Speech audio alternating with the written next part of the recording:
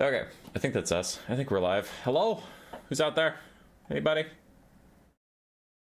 Ooh, an advertisement.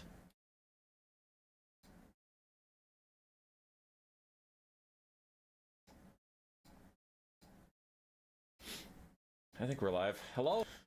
Mike sounds good. We're here. We are 7 minutes late because I was talking to Tim the Wilder, making our Regiments of Renown for every single faction video.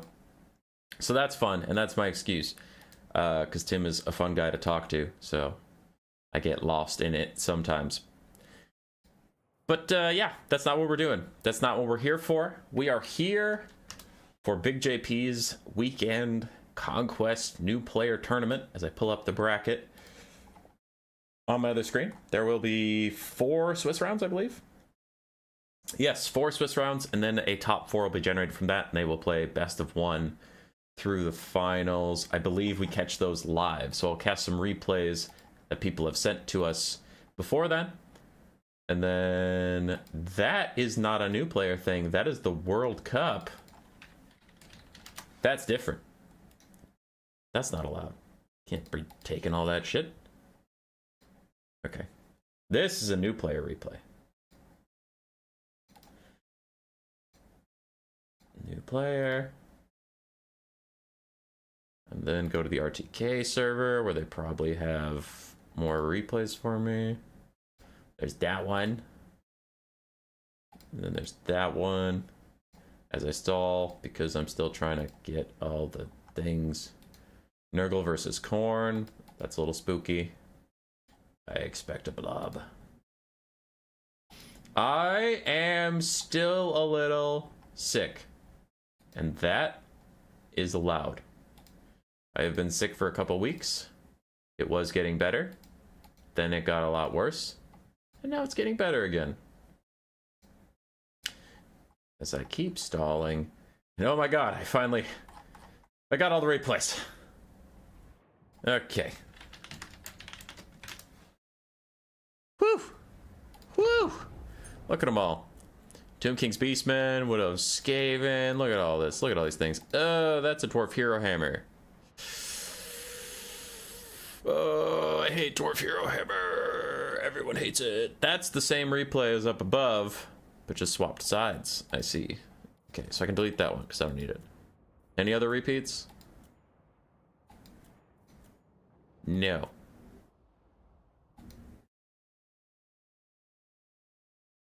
Human Boy is never late. Time for the Ice Bath Q&A. Okay, we were waiting for snow, which now we've got snow, and now I'm just waiting for... Now I'm waiting for my sickness to go away, so I don't go into an ice bath while I'm sick. Game 1 of the night is going to be La Luna La Pruna versus Waldsterman. La Luna on their famed Lizardmen. Waldsterman on the Demons of Chaos, who have been very strong right now. Though I'm not seeing a lot of the units that make them crazy strong. Demons are right now taking a lot of Seekers. Taking a lot of Seekers, taking the Hellforged Bellowers, all those things. There, I'll save that so it goes away. I had to hit pause because these armies are actually pretty close to each other already. For the Skinks, we have Skink Cohorts and Skink Cohorts Javelins, some Skink Skirmishers on the side, bunch of Coldwind Riders and Coldwind Spear Riders, 2 Salamander Hunting Packs, 2 Sacred Croc Scores, one of which is the Cohort of Waddle. Then we have Beastcaster, Flock of Doom, and Curse of Honor here, and Krokgar. Krokgar has his Hand of the Gods. He'll be okay. He's not on Grimlock, though, so he might have issues getting to the front, as I forgot to tell people we're live. Boom, we're live. Human Boy, pronouncing another language, difficulty impossible. I do really struggle in this matchup because Cold One Riders are kind of a waste. Demons don't have high armor, so your armor piercing is entirely wasted. And without armor piercing, Cold One Riders are actually underwhelming. They don't have the highest melee stats, they don't have too much of anything. They're just cheap and armor piercing, which, again, the armor piercing doesn't matter, so now they're just kind of cheap. On the other side for the Demons of Chaos, we have Nurglings, Blue Horrors, 3 Bloodletters, and then 2 Fiends, a couple Screamers, and we do have an Exalted Great Unclean One of Nurgle with his Fleshy Abundance and Miasma of Pestilence spells. But he needs to be careful. If the Salamanders both fire at him, they'll actually do a ton of damage. he is not heavily armored, so he's quite weak to that. In comes the charge. Bloodletters will get through the skinks redonkulously quickly. Those skinks don't stand much of a chance, so we'll have to see the Croxagors countercharging here. It looks like they're trying to push back the Fiends as Blue Horrors continue to fire in, but the Bloodletters are definitely winning the frontline fight, and Screamers are moving in. Cold Knights have been kept in reserve. They should be able to rear charge the Screamers whenever the Screamers decide to land, but I think we also might need Cold Ones in the front line if the front line's going to stand any chance. Krokar is trying to take a fight with the Exalted Great Unclean One, but unfortunately, Krokar didn't read the memo that actually the Exalted Great Unclean One is a pretty insane melee combatant. He is weak to ranged fire, and he's pretty expensive and slow, but he's an incredible duelist. Don't fuck around with him. Screamers both dove on the same target to get all the damage they could out on it, even though they're going to get rear charged. Salamander Hunting Pack is trying to stay in the fight, as both the Screamers are killed off, so that is beautiful Cold One play from La Luna La Pruna. But what is not going great for them is the front line. Croxagors are now left alone with the Bloodletters of Khorne that are doing a lot of damage to them, and elsewhere the Skinks are also about to rout. So soon this backline is going to get flooded with Bloodletters, and the Salamanders will be put on the run, which they can kind of kite infantry a bit, but their DPS isn't insane, so every time they stop and shoot, it's just kind of like okay damage. It's much harder to keep them alive. This is terrible. Miasma of Pestilence reducing their melee attack to literally 0, with Soporific Musk also helping out. The Fiends are cleaving through these Cold Wind Spear Riders. And I mean, they had to be there to stop the Fiends from rampaging through the backline, but that's a really big win for the Demons of Chaos, as the Exalted Great Unclean One is going to continue to march forward after Krokar, who does take a fight with some Nurglings, doesn't see the bell coming for him, takes a big old shot to the back of the head while he starts to run away. The Lizards are now starting to kite, and this is where the Demons can run into some trouble here and there. I mean, they broke through the front line, that's great. I'm not trying to say that isn't, but their health bars are getting low, and whenever they get low enough, you can see they Demonic Instability crumble fully away, so they can start to lose the attrition fight in the late game, whereas mortal units keep coming back and keep coming back and keep coming back. Fiends catch up to one of the Salamander Hunting Packs, but Krokar and some Skinks are trying to at least make the Fiends pay for it, while elsewhere we have Skink Skirmishers and Salamanders still firing in. But the Exalted Great Unclean One is lumbering forward.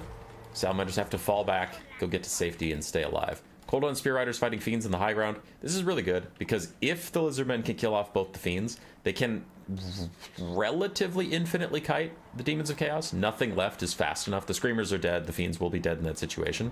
So Salamanders can get all their ammo out, probably onto the Exalted Great Unclean One, and win that way. As these Fiends get pretty low, they rear charge the Croxagors for one last little dive in. The other Fiends opted out of fighting the Cold One Spear Riders in the trees and are just going to fight the Salamanders in the low ground. They do have to get away from those Bloodletters. I don't think La Luna even knows they're up there right now. I think their screen is probably something like this. And busy doing this. I don't think they know that unit exists right now, and they're fighting suboptimal units in the forest. As the Salamander kites away, it's getting some good damage out, and now we see the Demons of Chaos are falling behind on the balance of power as more Bloodletters, Demonic Instability crumble, Fiends are Demonic Instability crumbling, and the Lizardmen, by proxy of just being real units that exist in the world, do have a significant advantage over Demons. What I am concerned about is if those Cold One Spear Riders do truly die to the Bloodletters up in the trees, then this Fiend is going to be uncontested to run through the backline. Krokar can try and stop them, but I think if all the Fiends team up on Krokar, they'll actually get a significant amount of damage out on him. But I mean, if he charges them for free while they're trying to get over here, then yeah, that'll go less good for the Fiends. Exalted Great Unclean One taking a lot of damage. Excuse me. He does have healing. I kind of want him to heal the Fiends. He really needs the Fiends to help him out. Him getting more health will just mean a longer time for him getting kited, but the Fiends need to carry this game. Exalted Great Unclean One instead uses Miasma of Pestilence to reduce Krokar's stats. The Fiends are going to try and push back the Salamanders while the Exalted Great Unclean One takes a duel with Krokar. And while he might win it in the end, Krokar's not going to let it happen. He is just going to run away. And at this point, the Demons have faded away all support. They're down to just that Bloodletter in the trees. And this Fiend is going to die any second now, which will essentially leave the Exalted Great Unclean One alone. And they can just get kited into oblivion. It is Conquest. They have the capture point, but I don't think they're going to be able to tank it out for long enough. And honestly, if the Lizardmen even cared, they could throw a couple Skinks at that point and capture it back. So that is GG. Wild sterben. Ich habe Deutsch gelernt, aber es war eine lange Zeit. Ich glaube, dass in Hochschule das ich lernen. Ja. Ich habe in Deutschland einen Monat Gestorben? Or is that death? Did I just say I died in Deutschland for a month? I meant to say live. Geleben. It's Geleben.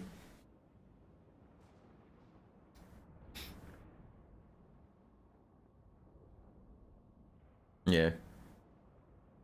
Looking through the values, Salamander's got really good value. Good job keeping them alive overall. Even the one that got harassed constantly, Luna at least made them pay for jumping in there. For Waldsterben, his Lord got a lot of value. Blue Horrors did okay. Bloodletters did okay. Really, it was the Screamers that were struggling, and they have been for a while. I think they took some nerfs, but also just people learned how to play around them, so Luna just waited for them to dive, immediately killed them off, and that's 1,500 gold off the board. So, it's not nothing. You can't just lose those for free. Human Boy Ethereal unit confirmed. Because I died in Germany. Nurgle versus High Elves from Gormborn and King of the Jazz. I don't know what KOTJ means, so I'm just going King of the Jazz.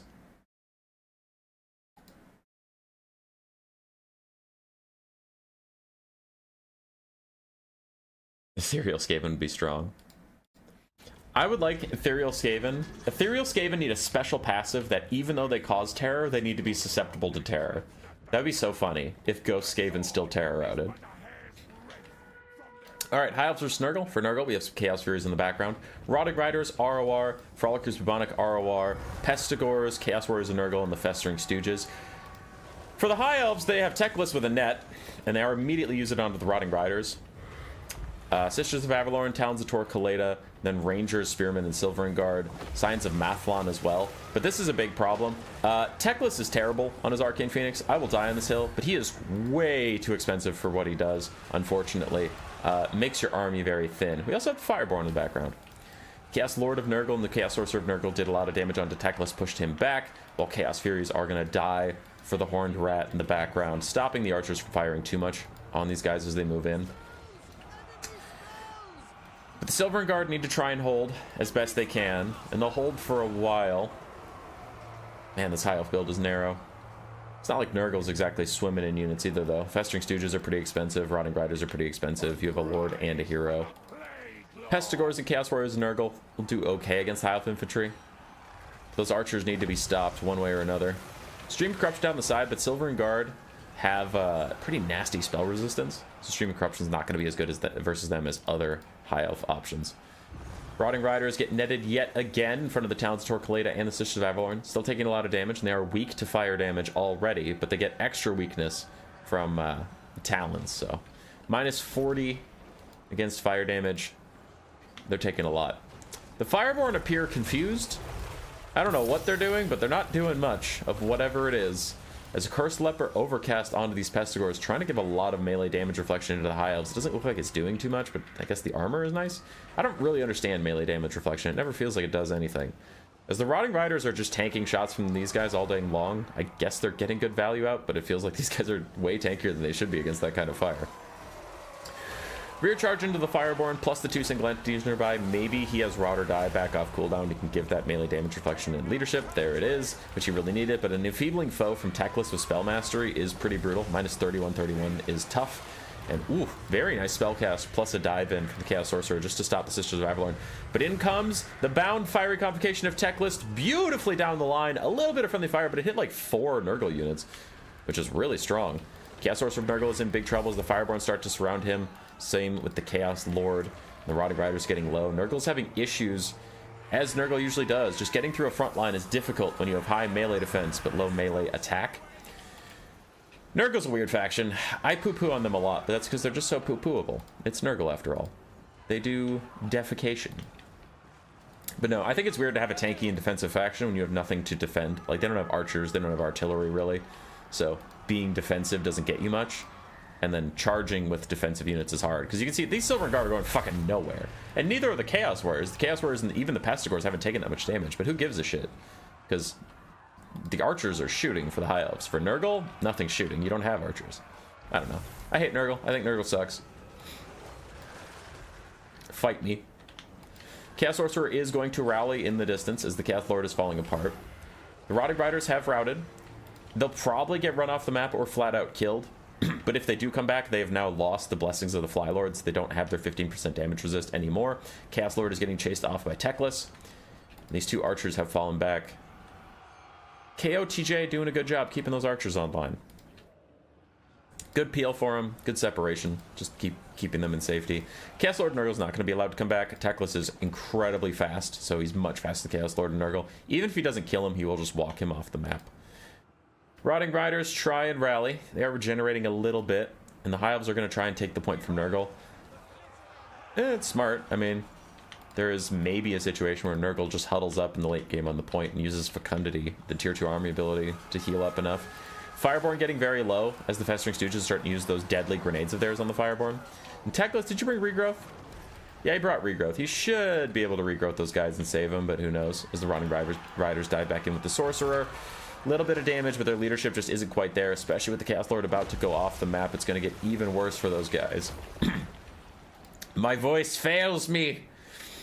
Sigma, bless this ravaged body. Maybe the reason I'm such a Nurgle hater is Nurgle is currently ravaging my lungs. Fireborn actually routing. Sister Survival are not feeling too good.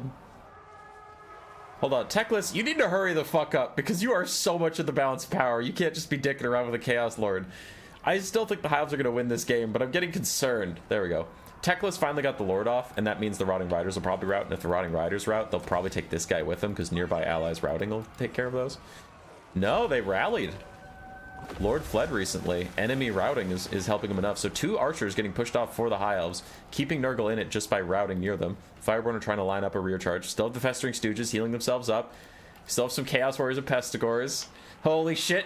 Is Nurgle gonna grind it out? Frolickers heal whenever they're in melee. Ah, but the Sorcerer routes. The Rotting Riders are about to get rear charged by the Fireborn. They probably need to turn and just take the fight and try and damage the Fireborn as much as possible.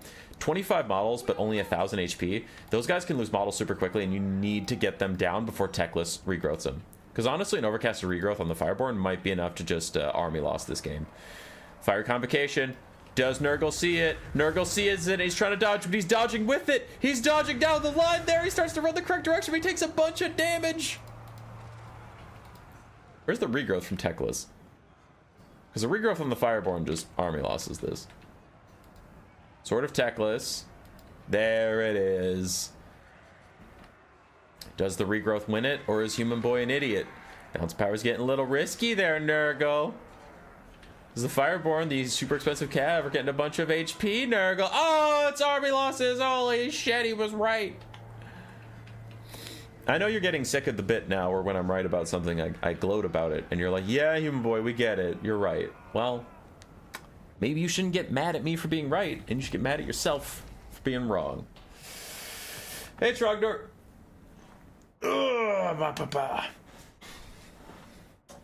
King of the Jungle. Ah, Spartacus, gotcha. Are you checking every single replay or choose randomly from a few from each round? Yoshi, I try and cast 1 replay from every player so that everybody gets at least 1 shot on stream. And then after that, I'll start filtering for things I want to cast that look fun. When's the next one of these going to be? JP hosts one every Saturday. I don't cast every one he hosts, but he hosts one every Saturday. Next one I host, it's looking like it'll probably be Friday of next week. Looks like. Yeah, JP hosts every weekend. Patrick Walker, been a while, how are you? I'm good. I'm sick, but I'm good. Festering Stooges did alright. Rotting Riders just got shot and netted a lot, so they didn't get a lot of value. Chaos Furies did okay. Pestigors did fine. Frolic Responder did well. And the single entities did okay. For King of the Jungle, Teclis earning his 3,000 value. Silver and Guard never broke, never faltered in their defense of the High Elf backline. The High Elf backline did well. Fireborn did well. G. Is there a Discord or something? Yes.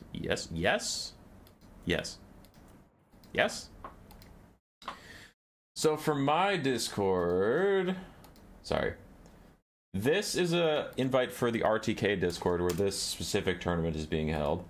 And then here's an invite from my Discord where I post everything that I do. I don't know which one you wanted. There you go.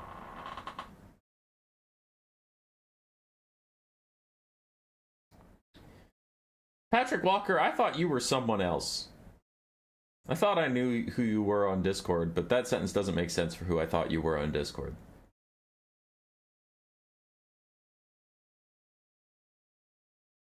First round was pretty boring because your opponent surrendered. Alright, Yoshi. Alright, Yoshi. Okay. Okay. Well, then give me a different one. Get me another! Sorry. Saving up replays. Saving.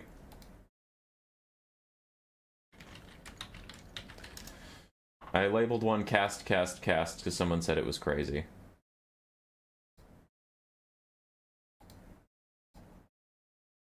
And then we have Hellion, and then we have this, and then we have this. There's so many replays to save, you guys. There's so many replays to save. My God. My goodness gracious.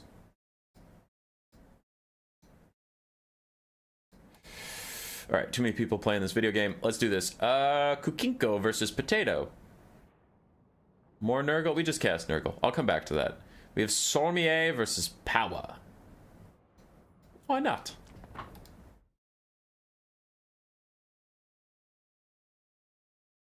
Give it a go. Everyone's so nice and chill. Yeah. Playing multiplayer is the best way to get better at multiplayer. And I know that's obvious and stupid, but I feel like people go from being bad to being fine very quickly. I think the long part is going from fine to being like actually good. That takes a long time. Which, you know, whatever. For me, I view it as a positive because there's a lot of skill expression and there's a lot of theory crafting, like learning what different builds and different matchups work how, and that keeps the game fun. I feel like games that I can learn instantaneously are pretty boring, but teach their own. Alright, for the Empire build, we have a lot of Kite, Outriders grenade launchers, Pistoliers, some Demigryph Knights with Halberds, Empire Knights, Knights of the Black Rose, and then a couple Spearmen here and there. Carl Franz, and a Jade Wizard with Regrowth and Awakening Wood. You know, said for the Dark Elves, we had a Dread Spear. It's gone now, but we had one. Coldon Knights, Dark Riders, Scourger Chariots, a couple Dark Shards, Bleak Swords, Dread Spears, Lokir Fellheart on a Dragon, and then a Spirit Leech and Doom and Darkness Caster.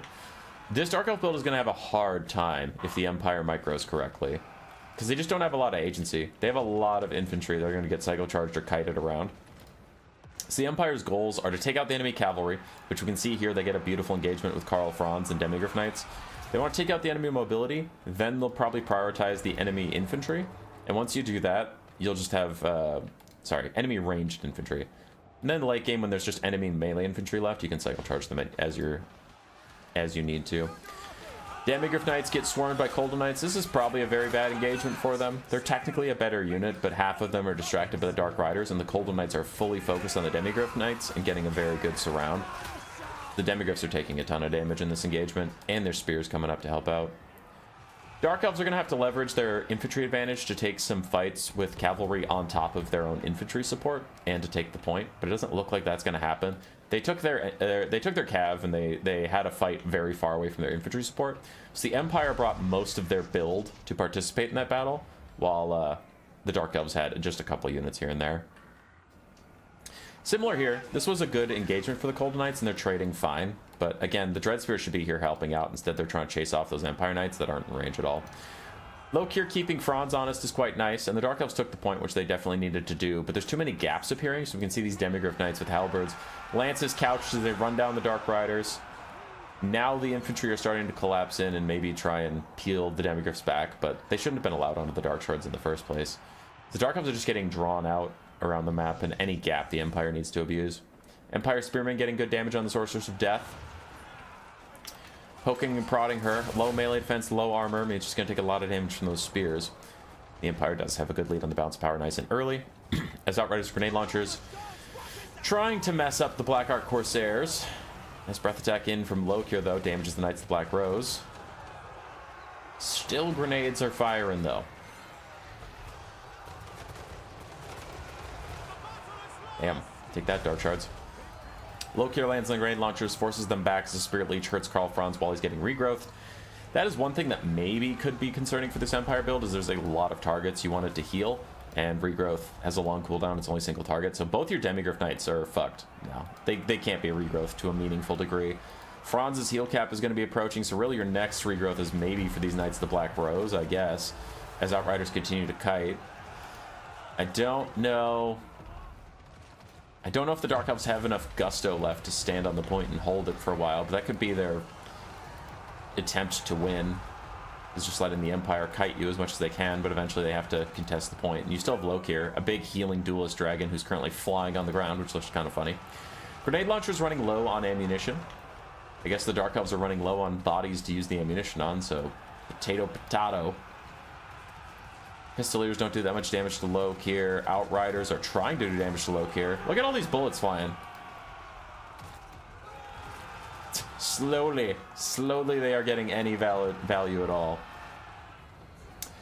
I hear another bawoosh, but I don't know where that Doom and Darkness just hit, so I'm not super sure what that's about. You might want to just save your Winds of Magic for Spirit Leeches onto Franz, honestly. Doom and Darkness isn't going to be super relevant here. The Empire has all the mobility, so if you route something, it's just going to run away and then come back because you can't chase it off the map. So Doom and Darkness is more important. Like, if the Empire had it, they could route things Dark Elves have using Doom and Darkness and then use their superior Pistoliers and Empire Knights to run it off the map. Lokir is taking a pretty good engagement with Karl Franz. Franz does pop all of his buffs to try and stay relevant. Lokir might have Dreaded Duelist up, in which case he would be winning this even harder, but he's currently not really doing it. As another regrowth comes in for Franz, Lokir is trying to slowly heal up with the Helm of the Kraken Lord, and Jesus Christ, these Outriders are firing for free this whole time. If they were a good unit, yes, I hate Outriders, I think they're bad. If Outriders were a good unit, they would have like 2,000 value by now. Shooting at Lokir this long, uncontested, but it just doesn't matter because Outriders suck ass. Empire Knights are still chasing off anybody who's routing as the Outriders still trying to hit Lokir. Why are you guys so fucking bad? They've been shooting at him for like 6 years. Oh my god. Oh. We're shooting at like a 2,700 gold Dragon Lord for like 20 minutes uncontested. How much value did you get? Like 7. They're so fucking bad. Lokir's trying to chase down Franz. Franz is a little bit faster on Deathclaw. And meanwhile, Lokir's army is getting picked off by the vast superiority of the Empire. Outriders getting good grenades onto the last Dread Spear. Yes. And Scourge Chariots have used all their ammo. Got pretty decent value for them, while the Outriders continue, like, listen, I could sit here and watch these fuckers fail upwards all game if you want me to, but I'm gonna start ignoring them if that's okay. Fucking Outriders. Knights of Black Rose and Pistoliers surround the poor Sorceress of Death. They will take her out soon. Dread Spears need to find a fight. But honestly, it looks like Army Loss is about to hit, especially with Franz getting a regrowth. Yeah, there we go. GG.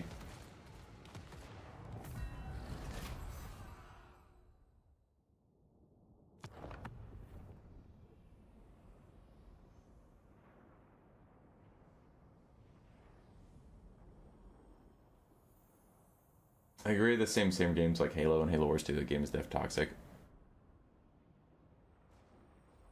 With them starting so class, I want to see blunderbusses. Chaos Dwarf blunderbusses? Or are you talking about Outrider blunderbusses?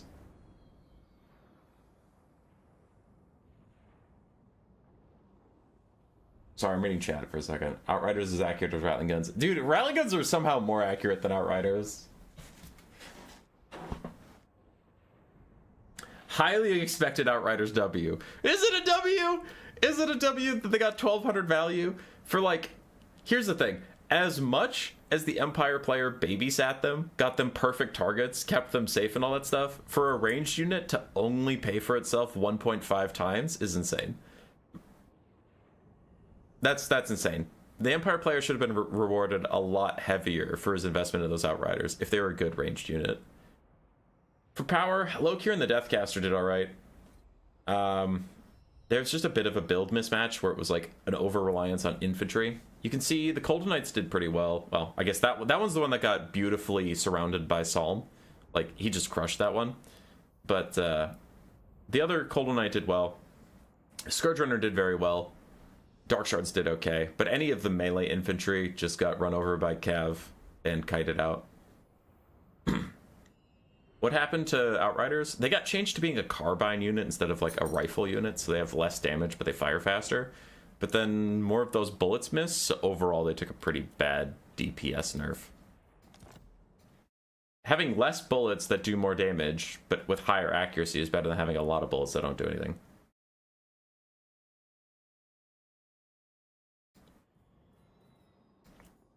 Alright, we skipped a game. We're going back just because I didn't want to cast 2 Nurgle games in a row. We have Kukinko versus Potato.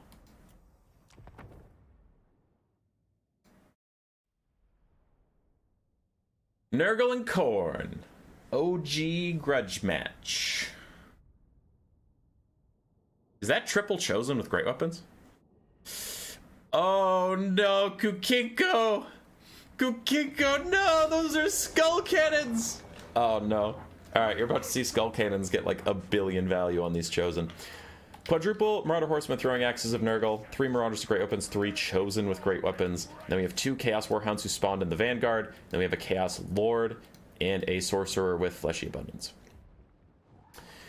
On the other side for Khorne, we have Chaos Furies that have found the dogs in the trees. We have double Skull Cannon, the Slaughter Guard, chosen to Khorne Halberds, then a bunch of Marauders, Valkia the Bloody, and 2 Minotaurs with great weapons. So the Skull Cannons are firing right now at Cav. They do okay at that, but they should really be targeting the chosen of Nurgle. Their little vortexes that the bullets spawn are 100% armor piercing. So they'll do really good versus those chosen. I mean, they're hitting clustered up skirmish cav right now, so it's not like terrible, but it's not great. It's not what skull cannons excel at. Marauders and Valkia gonna kill off the Marauders of Nurgle pretty quickly. And the dog's still getting picked off in the background, but it is distracting the Minotaurs for a bit, I suppose. One thing I would note is if you're taking a Chaos Sorcerer and you only have a super expensive spell, like Fate of Buna or Fleshy Abundance or Regrowth, you usually want to cut the lore passive because you're just not going to cast enough spells to make this worth it. Like, he's maybe going to cast 3 Fleshy Abundances this game, so he's going to get 0.2% healing per second for 12 seconds total in this game. That's not worth 100 gold. Valkia is going to get ganked, but she does pop her Demon Shield to stay safe for a bit, and now the Slaughter Guards start to move up. The Hyper Elite chosen of Khorne with Halberds, ROR, and both of the characters are on horse, meaning the Halberds get their considerable bonus versus large. Looks like the Chaos Sorcerer ends up getting caught in them. The Chaos Lord almost gets to safety. How are Skull Cannons doing? Still kind of farting around with the skirmish cav. I wonder if the Khorne player is trying to get mobility advantage, so then in the late game he can let Nurgle take the point and just shoot them with the Skull Cannon for free. I don't know, I guess. Chosen Nurgle, still taking a lot of damage, so they're now starting to fight Minotaurs with great weapons. That should be a good trade for them overall. And you can see the Slaughter Guard having a great time with the Chaos Sorcerer of Nurgle. I feel like it took them a while to start getting the damage, but man, once they started getting it, they chopped that man to death. And he's trying to route into them! Oh no! Why wouldn't you route away from them? I know, because there's more Khorne units over there and stuff, but God, he just shatters. I don't think he got a single heal off. The Slaughter Guard just got him. Got his ass.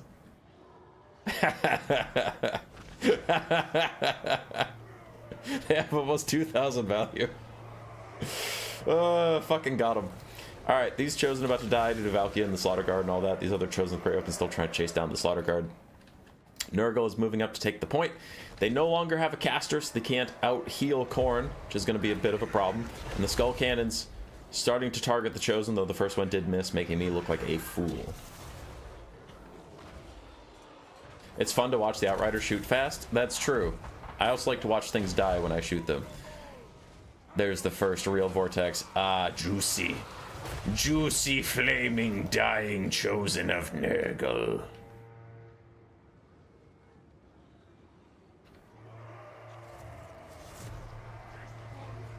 Chariots fire all game, we get 1,000 value. No. Here's the thing, Leonard. Here's the thing. Scourge Runner Chariots. No. I have to pause and yell at this man. Scourge Runner Chariots didn't sit there shooting a 2,700 gold Dragon Lord for free all game. They were shooting Empire Knights. They were shooting random spearmen. They were like chasing down units to get that value. The Outriders, the man protected the Outriders, sat them next to a dragon, and he was like, go nuts. And the Outriders were like, you got it, boss, and fucking missed every shot. No. The Scourge Runners weren't babied and hand-fed because the Empire player played great around the Outriders. He did everything to keep them safe. He did everything. He positioned Loki right in front of him, fighting point blank range. The Scourge Runner Chariots got nothing. They got abandoned in the darkness, and they had to fend for themselves, and they still got 1100 value. That's a good unit. They didn't get spoon fed shit. They didn't get baby food fed to them on a silver platter with a silver spoon on top of a silver high chair while the Emperor goes, "You're the best little boys, Outriders." No. These guys were out in the wilderness. Somebody threw a can of beans on the ground with no can opener, and this little Scourge Runner Chariot had to open it on their own, eat it cold, and the wolves came in, and the wolves were like, "Are those beans?" And the Scourge Runner's like, "Fuck you! These are my beans!" And it still got the same value as that pampered little shit. It was way better. It was way better, and I will not take this Scourge Runner slander. Also, I had a funny rant. I want to do a funny rant. Ba-da-ba-ba-da-ba. Human boy tries to be entertaining challenge. Impossible. Alright. Chaos Lord and Nurgle trying to chase down the Skull Cannons, while the Skirmish Cav of Nurgle and the last healthy Chosen move back in. And Khorne's front line is getting pretty depleted.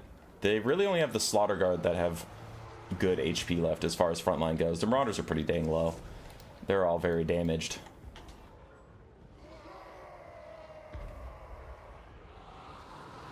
I wonder if Outriders can consistently hit a Dreadsaurian. Maybe. I'm back. What did he say? Just ignoring me. That's probably for the best. Skull Cannon is healing up and getting ammo off these Marauder Horsemen throwing axes while Furies dive in to get them to actually route and save some time. Oh boy. Nurgle's looking pretty rough in the balance of power. Can this last Chosen truly do any damage? As that Skull Cannon is going to come back. And with a downhill firing angle, I doubt it'll miss.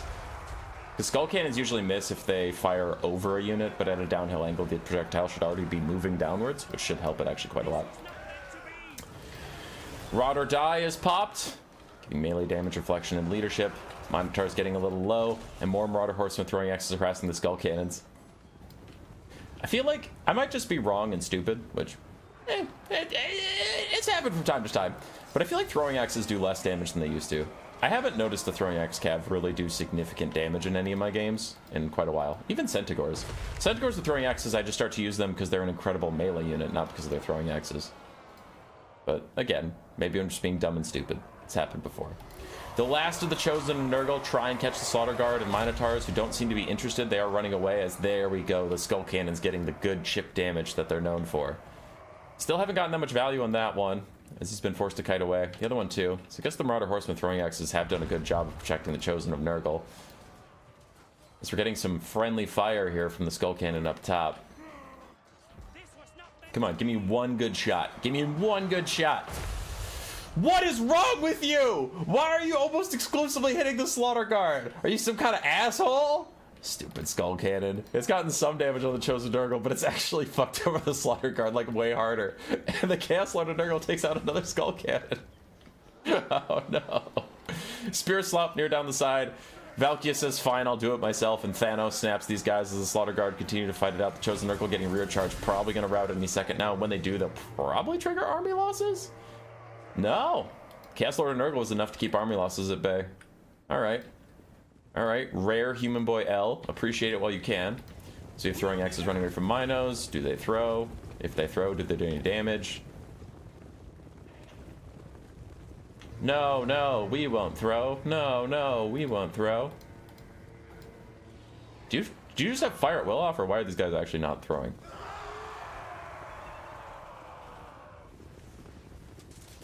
There we go. Took out one model. Chaos Lord is going to charge them, but actually the Minotaurs are going to get a pretty good charge back onto him if they have attack orders. So actually that should trigger army losses, because he's going to take damage, and they won't take damage in the same amount of time. See? Back to being right again. That's pretty crazy.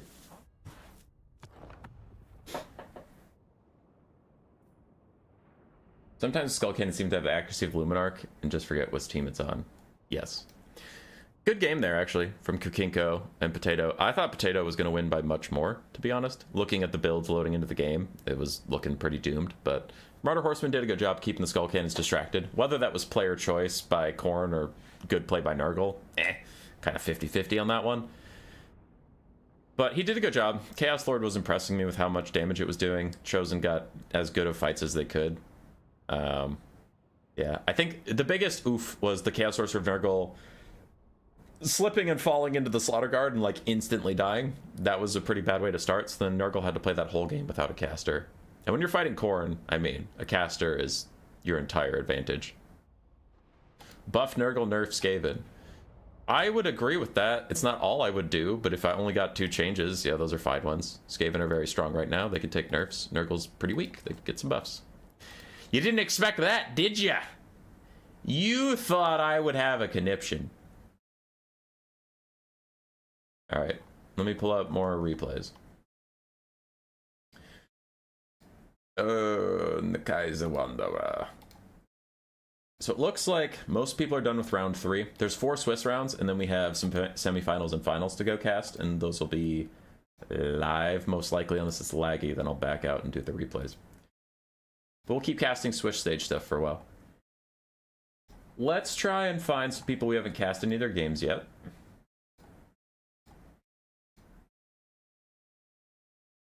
Yes, we are in round 4. Cool.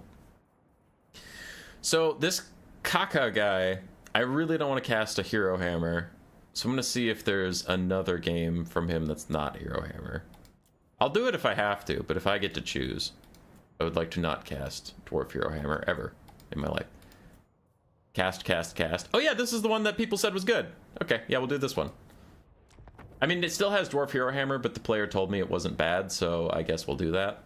And I'm not trying to be a dick. I just really don't like casting Hero Hammers. I find it unengaging. It's just, I have preferences. And that is allowed.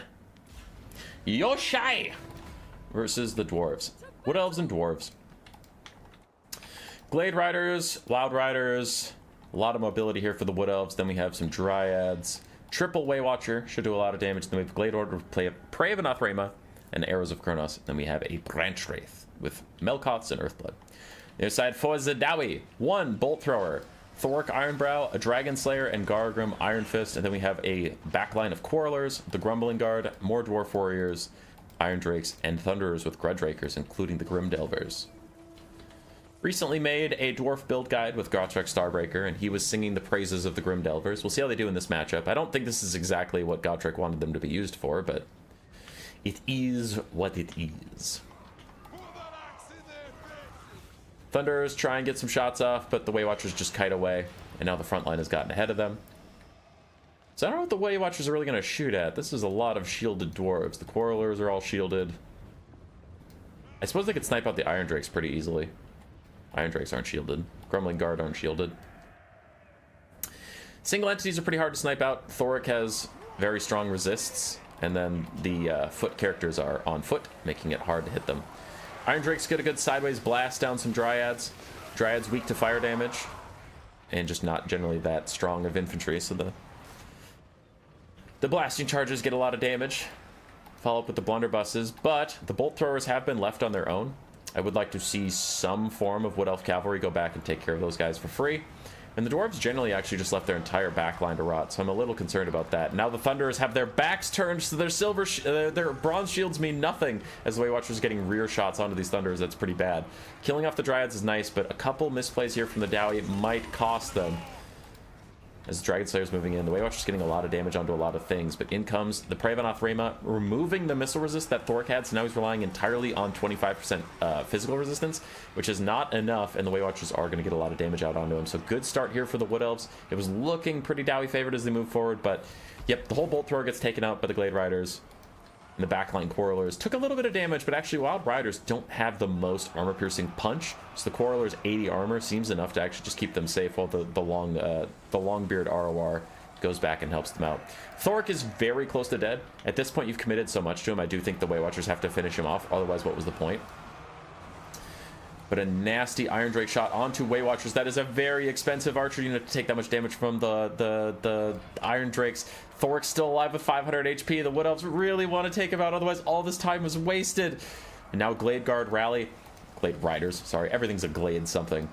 Blade Riders rally to try and go hit those guys, but now you can see the Weight Watchers do insane damage to Iron Drakes since they have no missile resistance and no shields. It's just armor, but who cares? Your missiles are armor piercing. The Iron Drake's tiny HP pools is damaging them quite a lot. So the Iron Drake's getting taken out. Thoric is so close to dead, but not quite. The Wood Elves aren't able to kill him just yet, and Dragon Slayer has found the Glade Lord, who does need to move back. He needs to get away from this Dragon Slayer as quickly as possible. Dragon Slayer is built to kill large targets, and the Glade Lord doesn't have a lot of HP. Wild Hunters and Kurnoss are trying to sweep through the back line. Other Cav also trying to do some damage back here, but man, those Coralers are tanky, tanky, tanky. And Thoric rallied, so the Wood Elves were not quite able to finish that snipe attempt. The snipe attempt would have been important. Dwarves have high leadership, but you can see if Thoric was dead, like, these Coralers would probably be routing. Those ones just routed, but they were on the verge of not routing. They need to finish Thoric. Meanwhile, the Glade Lord is trying to get away from the Dragon Slayer, but strangely isn't able to. It has double his speed. This has to be a mistake. They're just taking far too much damage. These Weight Watchers line up to shoot at Thoric. Meanwhile, another net onto the Dragon Slayer. No missile resist for him, so he gets sniped out by more Weight Watchers. 24 HP, he gets sniped to death.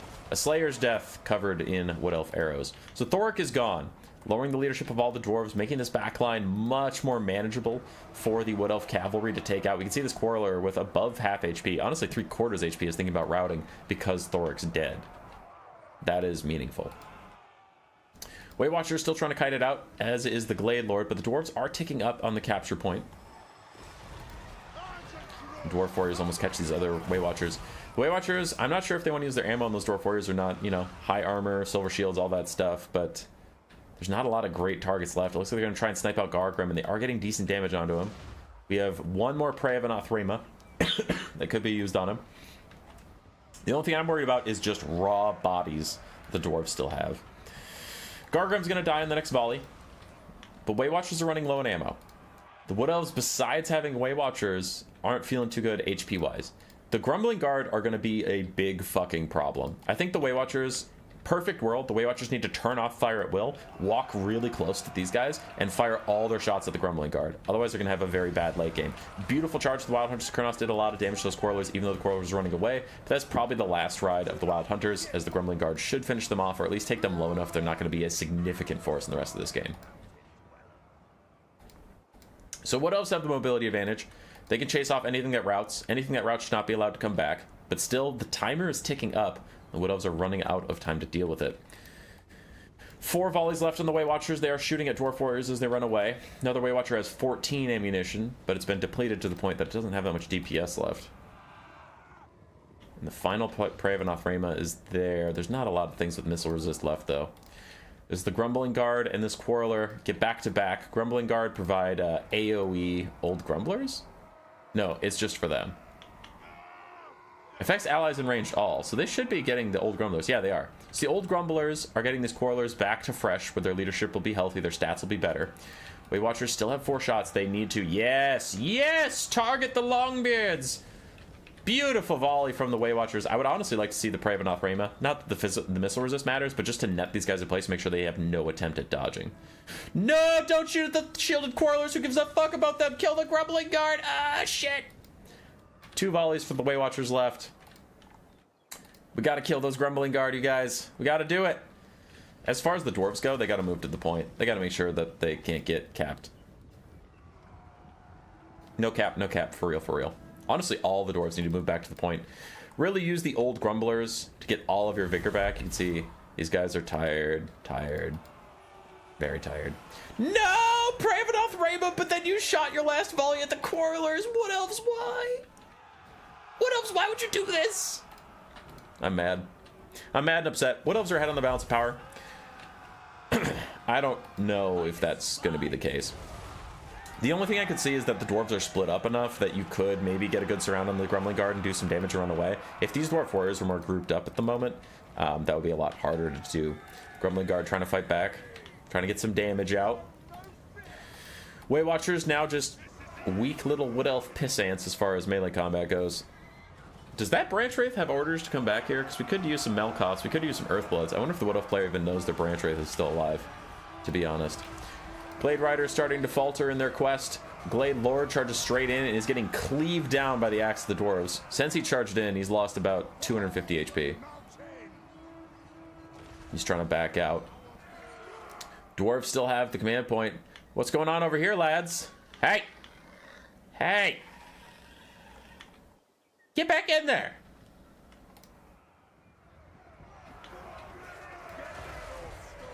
Yoshi, that's you? Yeah. Yeah. Grand Inquisitor Hero Hammer is having a super strong hero cores. Usually it beats thick. Oh, yeah. Okay, sorry. You're answering a question. What is Hero Hammer? That is exactly what he was saying. It's using a Lord and Heroes to try and carry the game, usually by moving them in a blob, and wherever they go, it's like a hammer hits the area, so they get murdered.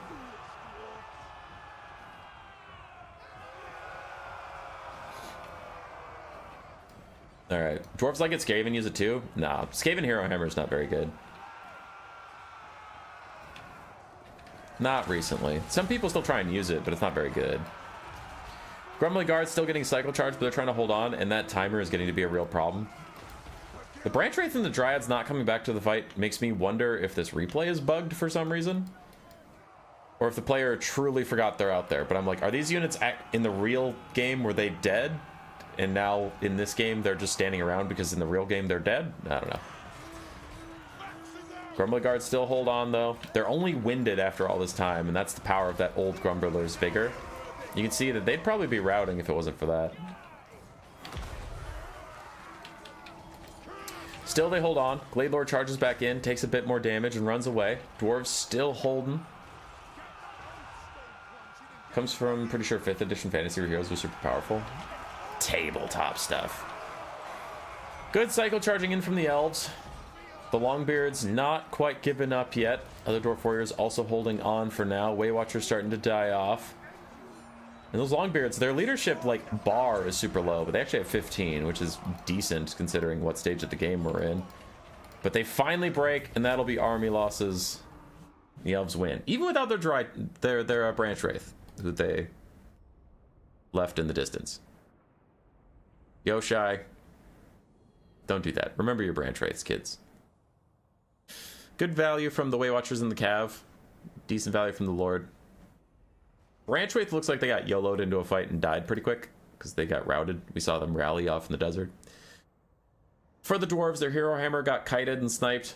Dwarf Warriors did pretty well. Longbeards did very nicely. Quarrelers also did a lot of damage value. Iron Drakes did okay. Thunderers, I generally like regular Thunderers better than Grudge Rakers, but teach their own. And then the Bolt Thrower, it just got left alone. The Dwarves, if they're going to have a Bolt Thrower, needed to leave a couple Dwarf Warriors to stop Cav from just killing it for free. But they abandoned it and it died. Shit happens. Now you could say that maybe since there's 3 Waywatchers, you're not going to get good value out of it no matter what you do. Which is reasonable. Okay, so we cast that one. I don't have to cast the other Dwarf one.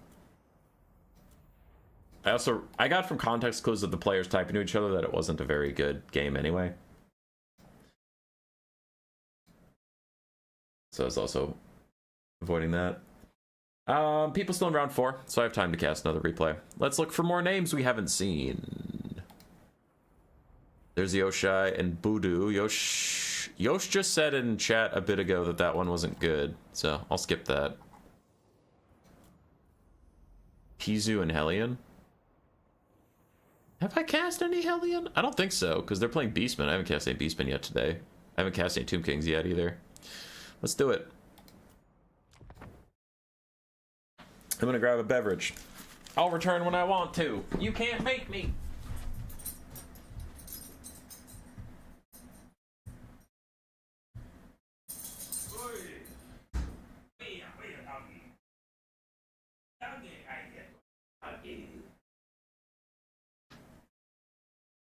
Bam.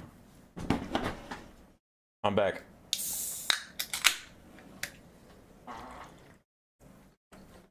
Yum, yum, yum, yum, yum. I have returned. The Beastmen have fully Vanguard, as they do, so I have to pause the game. For the Tomb Kings, we have 4 Skeleton Horse Archers, some Sporkle Stalkers, one of which is the ROR, Chosen of the Gods, ROR, Ushapti Greatbow. Then we have Nakar Warriors, Melee Ushapti, and Skeleton Spears, with Setron, a big kitty cat, to cause terror and cycle charge. For the Beastmen, we have a Gore Bull to try and counter kitty cats.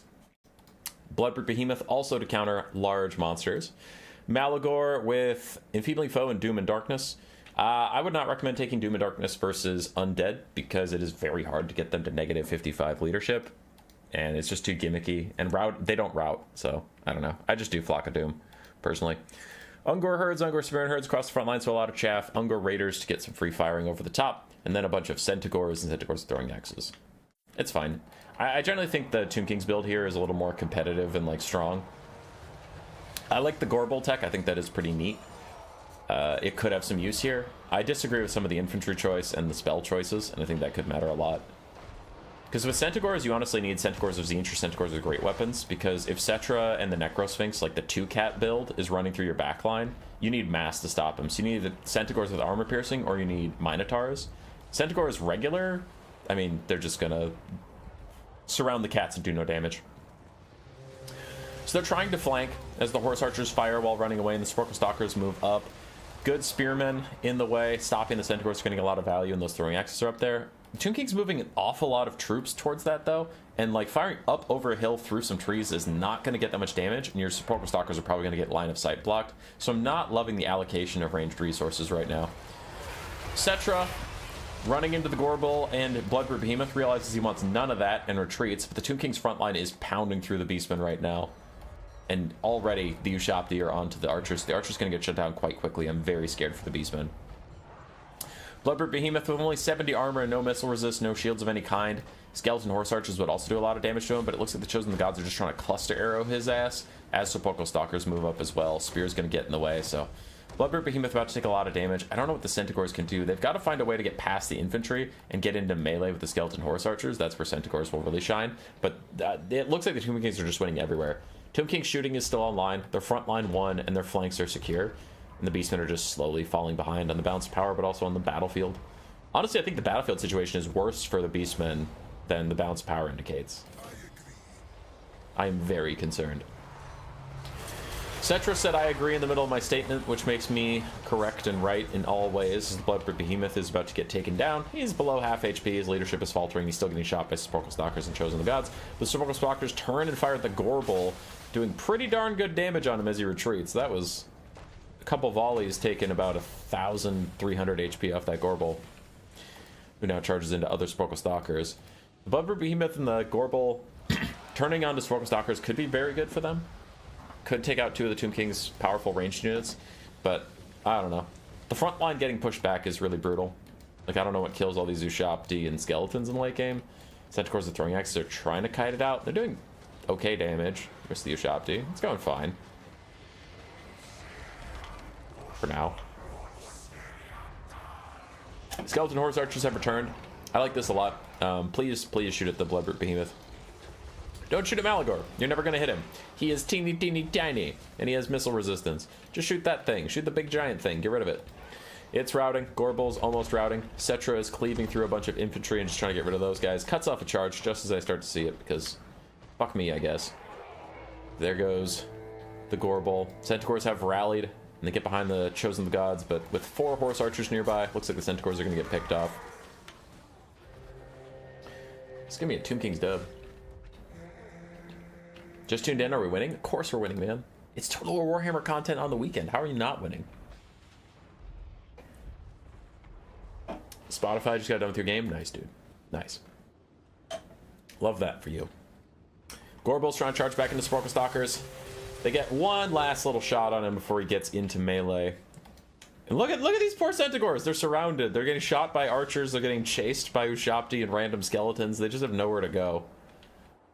Gorbel routes. That's going to be GG. The Beastmen are only held in this game because Malagor is full HP, but, I mean, he can't carry this. He can't do it. Am I being pinged for caster things?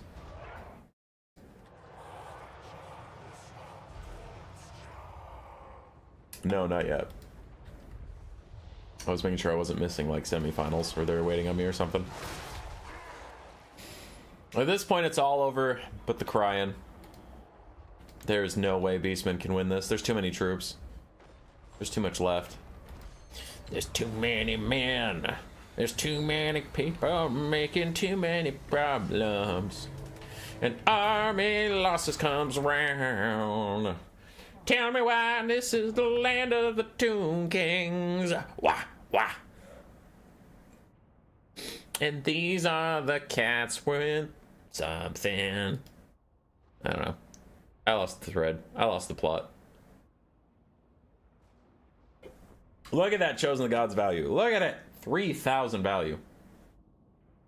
Damn. Comb over reveal when? I don't have a comb over. I'm starting to lose. My hairline is pushing further up on my forehead every year, but not a comb over yet. This was very unfair for the Beastman. Yeah. Beastman can do some stuff here. The big thing is you want... Sorry, 1 second. Let's delete that so I don't cast it again. For the Beastman, they just had some build problems versus the Tomb Kings. It is a tough matchup, don't get me wrong, but... Malagor's a fine Lord choice. I really don't like Doom and Darkness versus Undead, so I would go with Flock of Doom. I would also honestly cut Enfeebling Foe, because the Tomb Kings don't have that high of stats. You're not worried about stats ever. It's just, you just want Flock of Doom to kill their infantry. Cut everything except for Bestial Surge and Wildheart or Arcane Conduit. Either or is okay. You could honestly do neither too, because you're just casting Flock of Doom, so you might always have the Winds of Magic for it. But you're casting this so much that giving your army a bunch of vigor back keeps their leadership high, which is quite nice. Oh, you could just get Unholy Power. Yeah, get Unholy Power. Never Arcane Conduit. That's right. Okay, so yeah, with this, Malagor's only 1,300. He can damage a lot of infantry, do a lot of stuff. I didn't hate the Gorbel, to keep Cetra honest. I might do something else, but I didn't hate the Gorbel. Butcher's Calcon Guard are always very solid here. I would get 2 more Minotaurs with great weapons. And that, if you really want to go with Centaurs, you could get Centaurs with great weapons. Or Centaurs is Zinch, but I don't like to assume everybody has the DLCs. But, yeah. So Centaurs with great weapons or Centaurs of Zinch will do better because they're armor piercing. Versus Ushapti, versus Ushapti Great Bows, versus Sepulchral Stalkers, versus Kitty Cats. Anything your Centaurs were trying to hit is going to be armored. Like we saw in that game, he got his basic Centaurs onto the back line, but they didn't do shit against Sepulchral Stalkers because they weren't even armor piercing. So it's like, even the ranged units are armored, so you need the armor piercing. I would personally go with Minotaurs, but there's that. Korngors can also be pretty solid. But again, if you don't have the DLC, never mind. I might just go with 5 Ungor Spearmen. Because the Beastmen don't have the chops, really. They don't have good aggressive infantry to get through the Tomb King's front line. Maybe Gore Herds with dual weapons, but I feel like that's really expensive to take 5 of them. So I just kind of take the L and know the infantry fight isn't going to go amazing. So you have Minotaurs, you have these guys. And you could get a Jabber Scythe to cycle charge down the sides of the front line. That can go okay. Furies can go okay. I like Razor Gore Herds. I think Razor Gore Herds are criminally undervalued. Armor piercing, high mass, they can really fuck with Cetra. They can fuck with the backline. And they're only 600 gold. Like, they're as much as a Gore Herd. They're very good. They're very, very good. If you have this much mass with Razor Gores and Minotaurs, you can successfully protect your Ungor Raiders, so you can get a bunch of shots off and actually get damage out. The problem with that last build is nothing stopped Cetra or the melee Ushapti from getting through the front line and getting onto the archers, so his archers didn't get to fire very much. And then with your extra money, you could get, like, Centaur with great weapons and a regular Centaur. Could get a Centaur with great weapons and a Tuscar Chariot. Could get a Gorbel. Make him cheaper, but you could get the Gorbel. Something like this. So there's options. I didn't love the Beastman build. I don't think the matchup's unwinnable. It's Tomb King's favored. Now don't let all that convince you that, oh, it's an easy matchup. He just played it wrong. It's like, no, like, it's a tough matchup. I just think there's build optimizations that could have made it a little more playable for him.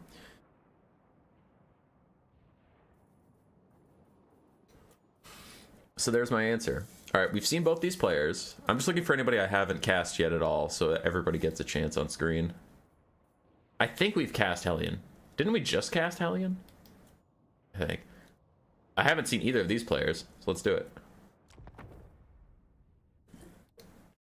You cry because your best scores are not the best. It's true. Best scores are not the best. Best scores are, in fact, by definition, not the best.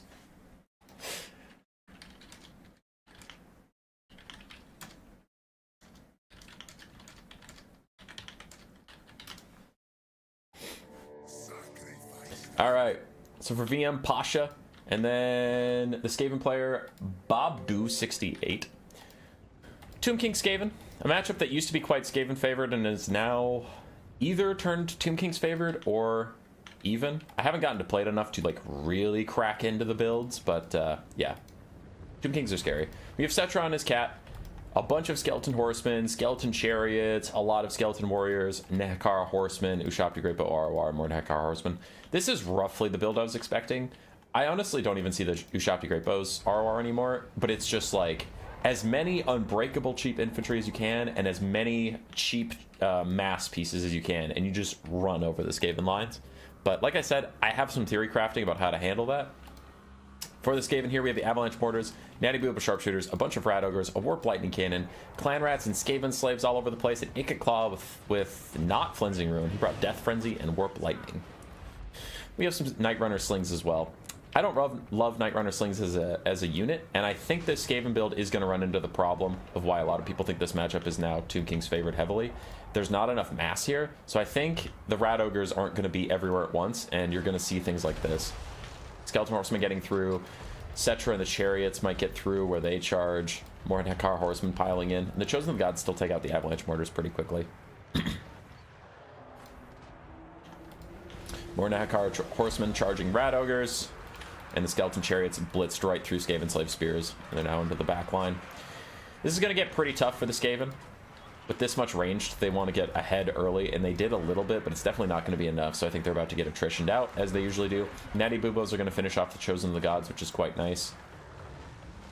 What I think is Skaven versus the Tomb Kings, what's kind of rolling around in my head is just charging them right back. Getting some Doom Flayers, getting Rat Ogres, getting Storm Vermin with Halberds, maybe some Plague Monks, and just saying, alright bro, bet, and fight back.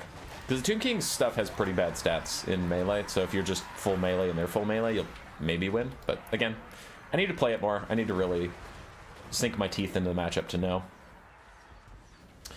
So the Tomb King's still coming in. Bounce power has evened out a little bit, but you can see that there's just still so many bodies, and the Skaven are already starting to flee. Now, if the Tomb Kings play their cards right, they should be using their superior mobility, like some of these Skeleton Horsemen, wherever they are, should be chasing off units that are routing. Because if the Skaven are allowed to get to the distance and rally and come back and fight again, like we'd see the Avalanche Mortars are coming back, Natty Boobas are going to come back. So this is where the Tomb Kings player, they have to be really crisp on that micro. You have the mobility advantage, but you have to make sure you use it. Nice job. Seeing the Avalanche Mortars come back, Nehekara Horsemen immediately sprint out and take out those guys before they even get one shot off. That's gorgeous. Ikit is getting sniped out by Cetra. Storm Demon did some damage in melee. As more Skeleton Spears pile in. Skeleton Chariots getting worked down. You're seeing some of what I'm talking about, where I think that if the Skaven actually challenge them back in the melee, if you just take very little to no range to defend, like if all your stuff is also melee, like the Tomb King stuff is not good in this bump and grind. Even to this very heavy Skaven ranged build, like, you know, Tomb Kings are still getting whittled. Cetra's still trying to snipe out Ikit. It's taking him an awfully long time, and Rat Ogres have rejoined the fight. Meanwhile, the Ushabti summon was used to make sure the Natty Boobos keep running. That's tough. I get it, and I think he maybe had to. But if some of these Nehekara Horsemen had been utilized to run down the Natty Boobos, you could have summoned the Ushabti, like, right here. And then you get an Ushabti fighting Rat Ogres for its whole duration. Now, for its whole duration, it's going to be chasing Natty Boobos, which maybe not even, because it didn't get attack orders for a long time. And now it's coming back in. If Natty Boobos rally because this thing got distracted, that is unfortunately going to be an entirely failed cast, as Ikit's trying to get his way out with a Warp Lightning. Big damage on Nehekara Horseman. And he does have this, the Musk of Fear. So he took two, I like that a lot. He took two cheap spells while having Musk of Fear. So every time he spams it out, the Tomb King's already pretty piss poor stats get worse. And that's tough. Rat Ogre starting to tear her out, however. They are fighting on top of enemy spears and surrounded, so their leadership is going to take a big penalty. This full health Ushabti is fake. It will go away. And we have Natty Boobos back in the fight. It looks like they're currently shooting at the Ushabti, which are fake, so they should be shooting at anything that's not that Ushabti, to be honest. Skaven Slaves and Clan Rat Spears trying to come back. I think the Tomb Kings are probably going to take this, though. The balance of power for the Skaven is a little fraudulent. I'm looking around to figure out what it thinks is so healthy and so strong to keep the Skaven almost even on the balance of power. Because, like, everything's routing. There's still these skeleton horse archers, which I don't know where they've been, but they for sure should be the ones running down, like, Natty Boobos, running down the Clan Rats that route. I don't know where they've been, but they need to just be running stuff off the map constantly. More clan rats bumping and grinding, but Ikit is taking a lot of damage. So is Cetra. But I don't see what can kill Cetra. Flickit does not have Flensing Ruin. That's where the FL was coming in. Natty Boobos are only 8 models, so it's not like they can kill Cetra either. And Cetra can cycle charge through these Skaven Saves and Clan Rats without much issue. Yeah, this bounce power is cooked. I'm thinking that this is even. This is not even.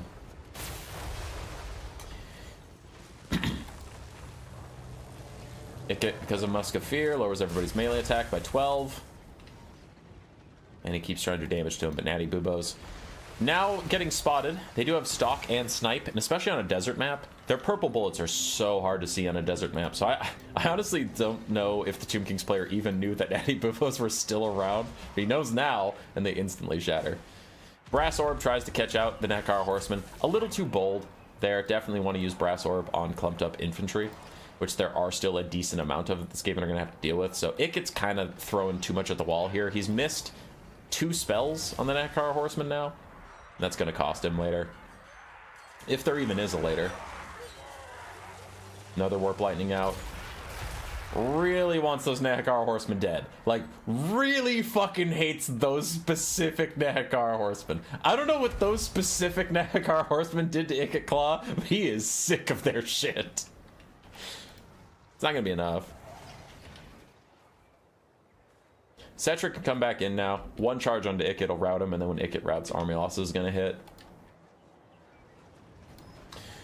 What are you running from? What are you running from, you little pissant?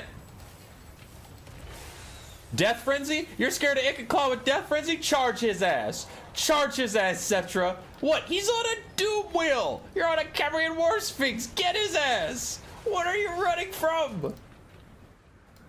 I'm gonna get so angry. Just get him!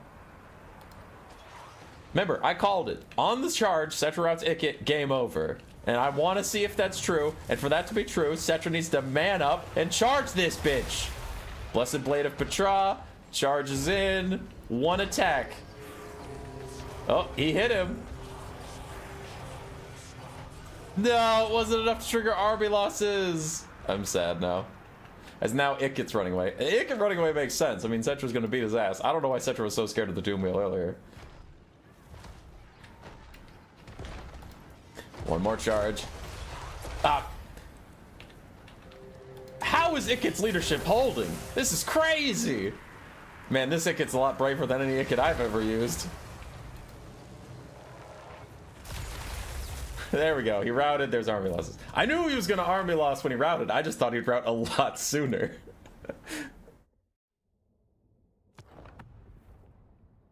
Oh, Yoshi, that's fine. I criticized you a lot. That's fine, though. Like, you did great. You did fine. I didn't say you did fine. I was yelling at you a lot, but you can ignore all that. Because I'm a silly guy. I do silly meme things. Pretty good game here from the Tomb Kings and the Skaven.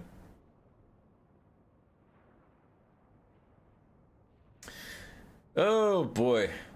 Oh wow, look at those Rad Ogre values. Nice. GG. GG. Okay, so then we had Tomb Kings and Skaven. There we go. I'll take a look at these other replays later, but I think we have semifinals in a second.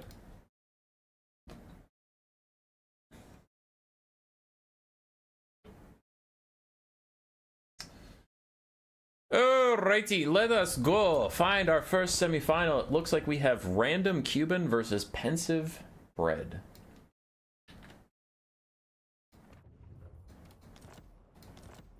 Fight day, spectate. His password is password. And then I need to really quick go to the map thing. Should be like here-ish. No. There we go. Yoshi versus Random Cuban.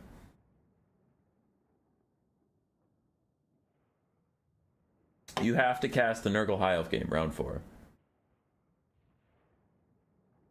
I'll try.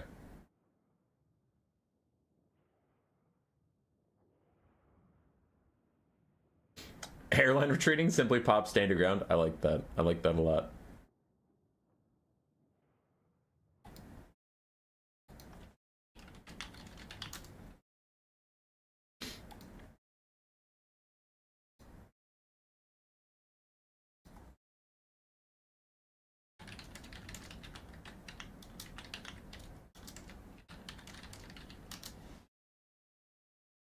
All right, so this is live. This is semifinals. Looks like we have Yoshai versus a random Cuban.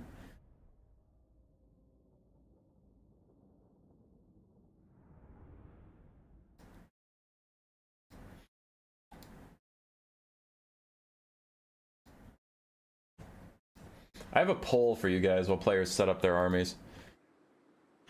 I'm going to move the camera over here briefly. Just not that it matters too much, but if I'm not going to be looking at the screen and typing, if one player's doing Vanguard stuff, I don't really want to show it. So give me 1 second.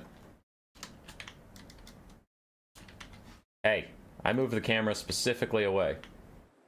There we go. I'll go back to it in a second. I'm typing a poll for you fine people.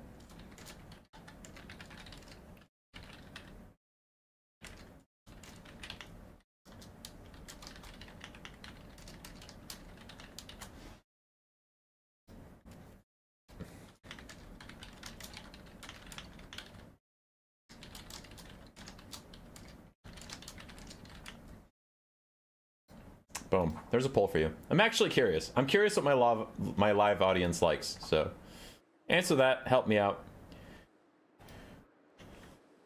We can still see the minimap. Yeah, it's not a big deal because I still have to talk about the armies and stuff. I just wasn't going to sit there and type to you guys while just showing everything on the screen.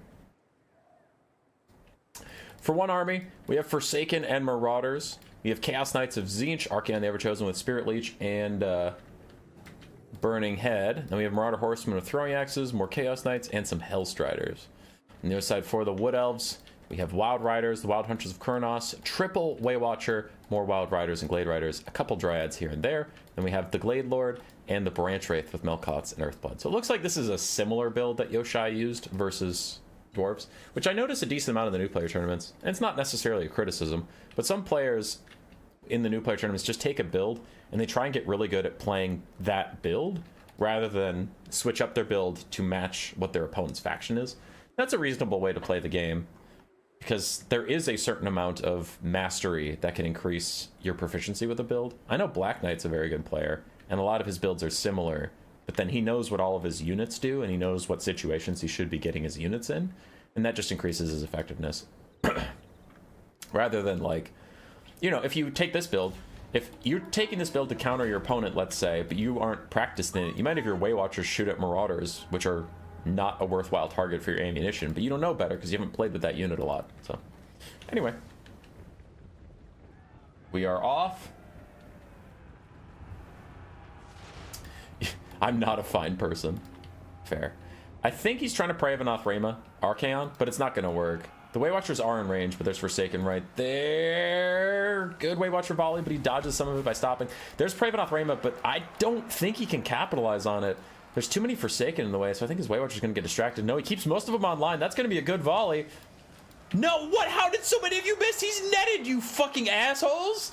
Oh, the Waywatchers completely fumble the bag. And now a Burning Head's going to go down the line as they try and get another shot out. The net wears off. Archaon's not moving yet, but he's a small target. They've taken half his HP, which is not nothing, but a lot of those arrows are missing when they shouldn't be. And now Marauders and a Burning Head onto the Waywatchers. Lots of damage out there. On the high ground, we do have an important cav engagement as the Wild Hunters of Kurnos and other Wild Riders try and stop double Chaos Knight, but they're just getting attritioned out. The Wild Hunters are good in this situation, but the regular Wild Riders have almost nothing they can do against Chaos Knights. They barely get through the barriers of Tzeentch before they have to run. And back onto sniping Archaon. Slayer of Kings is popped, but the Wild Hunters are trying to just damage him out, trying to finish what the Waywatchers started.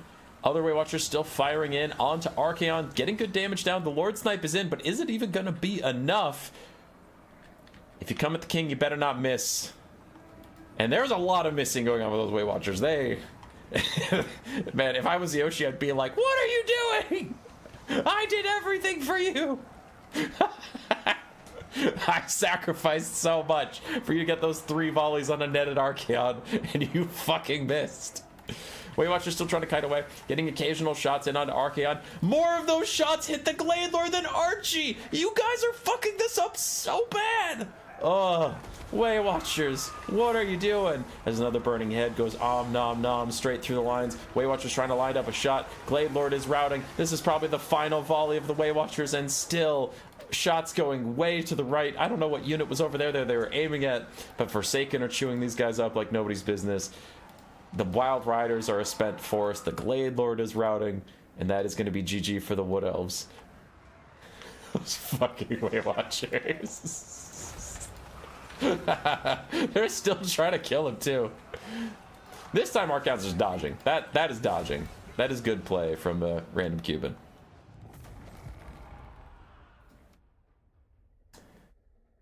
To be honest, Archaon's kind of small. No, he is. He is. I'm not flabbergasted that it's happening. I'm annoyed. I'm mildly surprised. But I'm not, like, shocked. If they missed a Dreadsorian like that, I'd be pissed off. But it's like, you know, all right, boys, we netted him. Half your shots went over his head. Jesus Christ. Yoshi was doing so much. He was like, please kill Archaon. The way to just like, nah. My favorite one was when Archaon was charging the Glade Lord, so the Weight Watchers were trying to lead him, but then when Archaon runs into Glade Lord, Archaon stops because he hit a target. He stops dead, and then the arrows that were aiming ahead of him, like half of them hit the Glade Lord in the back, and I'm like, oh god. Yeah, that is the worst possible thing. Oh, oh, that was great. I love that game. That was very entertaining. If I was Yoshi, I'd be pissed, but it was a very entertaining game. Then again, I get pissed at everything. All right, second semifinal. It looks like they're about ready, because they were doing, you know, their builds while we did all that stuff. So I'm in.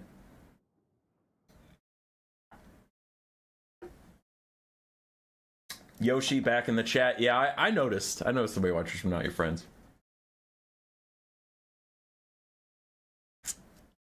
I'm glad it was a good match. I thought you played really well. I think, so here's the thing. Yoshi, if you want my actual feedback on that game, I think you lost for two reasons. One was unlucky. Like, it is a little unlucky that Archaon is apparently short enough that your Weight Watchers can't hit him very well. And I think you also lost because your tactic isn't good versus the faction you're trying to fight. Warriors of Chaos have relatively good leadership. Like, they're not high elves, but they have relatively good leadership. So Lord Sniping isn't a game-winning exercise. You don't just automatically win if I kill Archaon. And the Warriors of Chaos have a lot of mobility with Hellstriders and dogs. Not that he took dogs, but just hear me out. Hellstriders, dogs, chariots are good now. Chaos Knights, as you clearly saw, Chaos Knights with lances, all those things. So your Weight Watchers are not going to stay online versus Warriors of Chaos. That is impossibly difficult to do. And your cavalry matches up poorly into Warriors of Chaos cavalry. Because either it's Hellstriders, which are anti-large and light armored, or it's Chaos Knights, which are heavy armor, and you only have one armor-piercing cav, unless you take Great Stag Knights, but you didn't. So I think Weight Watchers are too hard to keep online versus Warriors of Chaos, and I think the end goal of Lord Sniping them isn't going to win you enough. I thought you played well, but I think you were just at a significant disadvantage from the build. I also think your opponent played really well. As someone in chat noted, he surrounded Archaon and Chaos Knights of Siege that are all the exact same height, so your ability to hit Archaon with your archers went way down. So I think you and your opponent played great, but I think your opponent had a really good build into what you brought, and I think we felt that. So, anyway, if you wanted real feedback instead of me fucking around just saying, Weight Watchers, there's your real feedback. Now for my actual feedback, Weight Watchers,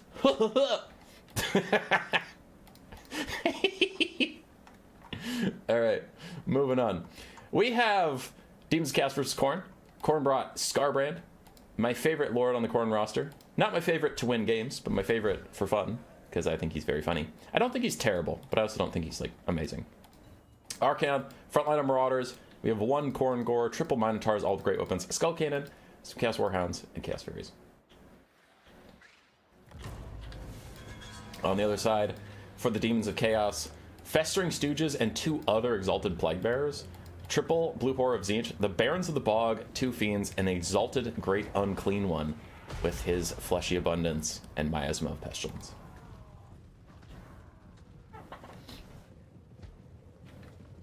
The End Times is officially the Weight Watchers' fault. It's so true. It's so true. If those Weight Watchers had hit Archaon, End Times doesn't happen. Demons marching towards the point. Khorne is as well. The Demon frontline should win. Triple Exalted Plaguebearer plus Blue Horror support should pretty easily beat Marauders. The big contest is going to be the 2 Fiends and the Barons of the Bog versus the 3 Minotaurs. Whoever really gets that monstrous infantry advantage is going to have a significant lead coming into this. Scarbrand and the Exalted Great Unclean One can duel each other pretty well. I honestly don't know who comes out on top there. The mobility... Oh, there's Frolickers Bubonic! They got left behind! Oh no! They're getting swarmed by Chaos Furies now. That's sad. Poor little Frolickers. Okay, that's a mistake. But anyway, what I was saying is, I feel like Scarbrand or the Exalted Great Unclean One won't come out on top enough in the 1v1 duel that it's enough to win the game. I think it is about who uses their monstrous infantry better, because they're just going to play such an important part. Chaos Furies fighting the Frolickers. Honestly, the Frolickers are trading back okay, so we'll see what they end up doing with their lives. Potato being cautious with his Minotaurs. Doesn't want to overcommit them and let the Fiends charge them for free. You see both sides are kind of like, no, you go, no, you go, no, you go. And now Minotaurs are in. The Fiends were too close to where the Minotaurs ended up impacting the Festering Stooges, though, so they're not actually able to get a good running charge off, and now they're just kind of awkwardly in melee. Festering Stooge is going to fight back against the Minotaurs, though. This is going to be a bad spot for the Minos, and this has to be a sacrifice for Khorne to get good stuff elsewhere, like this. Nice rear charge from these guys. Scarbrand's trying to pick off the Barons of the Bog. I like that, because these Minotaurs are in a bad situation, but if you use it as bait, then that'll work. Like this. This is working beautifully. Bait the Fiends in to help this fight, which is admittedly a great fight for you, to get rear charged by these Minotaurs. Tons of damage coming out, but a Fleshy Abundance onto those Fiends to keep them fighting back. And Scarbrand is running through Exalted whatevers. Exalted Festering Idiots. Plaguebearers, that's the word. Demons getting a little spooky on their leadership bars, but they're holding for now, and this is where it starts to get really bad. As the Khorne Corps start to rout, as the Marauders start to rout, now your Minotaurs are completely surrounded by enemy forces. You don't have your own troops on your feet anymore. You're going to have Plaguebearers, and you're going to have Barons of the Bog, and you're going to have Blue Horrors. And meanwhile, the Exalted Great Unclean One is just draining all these guys down. Scarbrand's got to find a way into this fight. Fiends, Demonic Instability Crumble, takes out one of them. Almost. They rally enough to go chase down the Skull Cannon, which actually could be mildly problematic. Potato, Khorne, is up on damage value by quite a lot. The Demons of Chaos do have access to healing, though, with Fleshy Abundance Caster. And they have a Mortis Engine, so I wouldn't count them out just yet. I think the bounce power is appropriate. I think it is the mildest of mild leads for Khorne. But here it's about to get a lot worse. As Demonic Instability Crumbling takes out more and more of those forces, Khorne's going to feel better and better. Really good Exalted Plaguebearer grenades, though. Big damage on Scarbrand. Love that a lot. Festering Stooges have their own self-healing. We'll see if another Fleshy Abundance get used and where. Probably under these Fiends, if I'm being honest. This cast Warhounds of Corner run off. The Frolickers Bubonic now starting to rejoin the fight. They killed the Fury all on their own. They're like, oh shit, wait, we were supposed to be like a part of that fight. Uh-oh. Minotaurs are just getting slowly attrition. And this is really bad. Scarbrand has taken so much damage from these Plaguebearers. Yeah, 1400 value on those guys. That's huge. Right, nice Rampage, but what's the end game for it? Like, he's not rear charging with anything.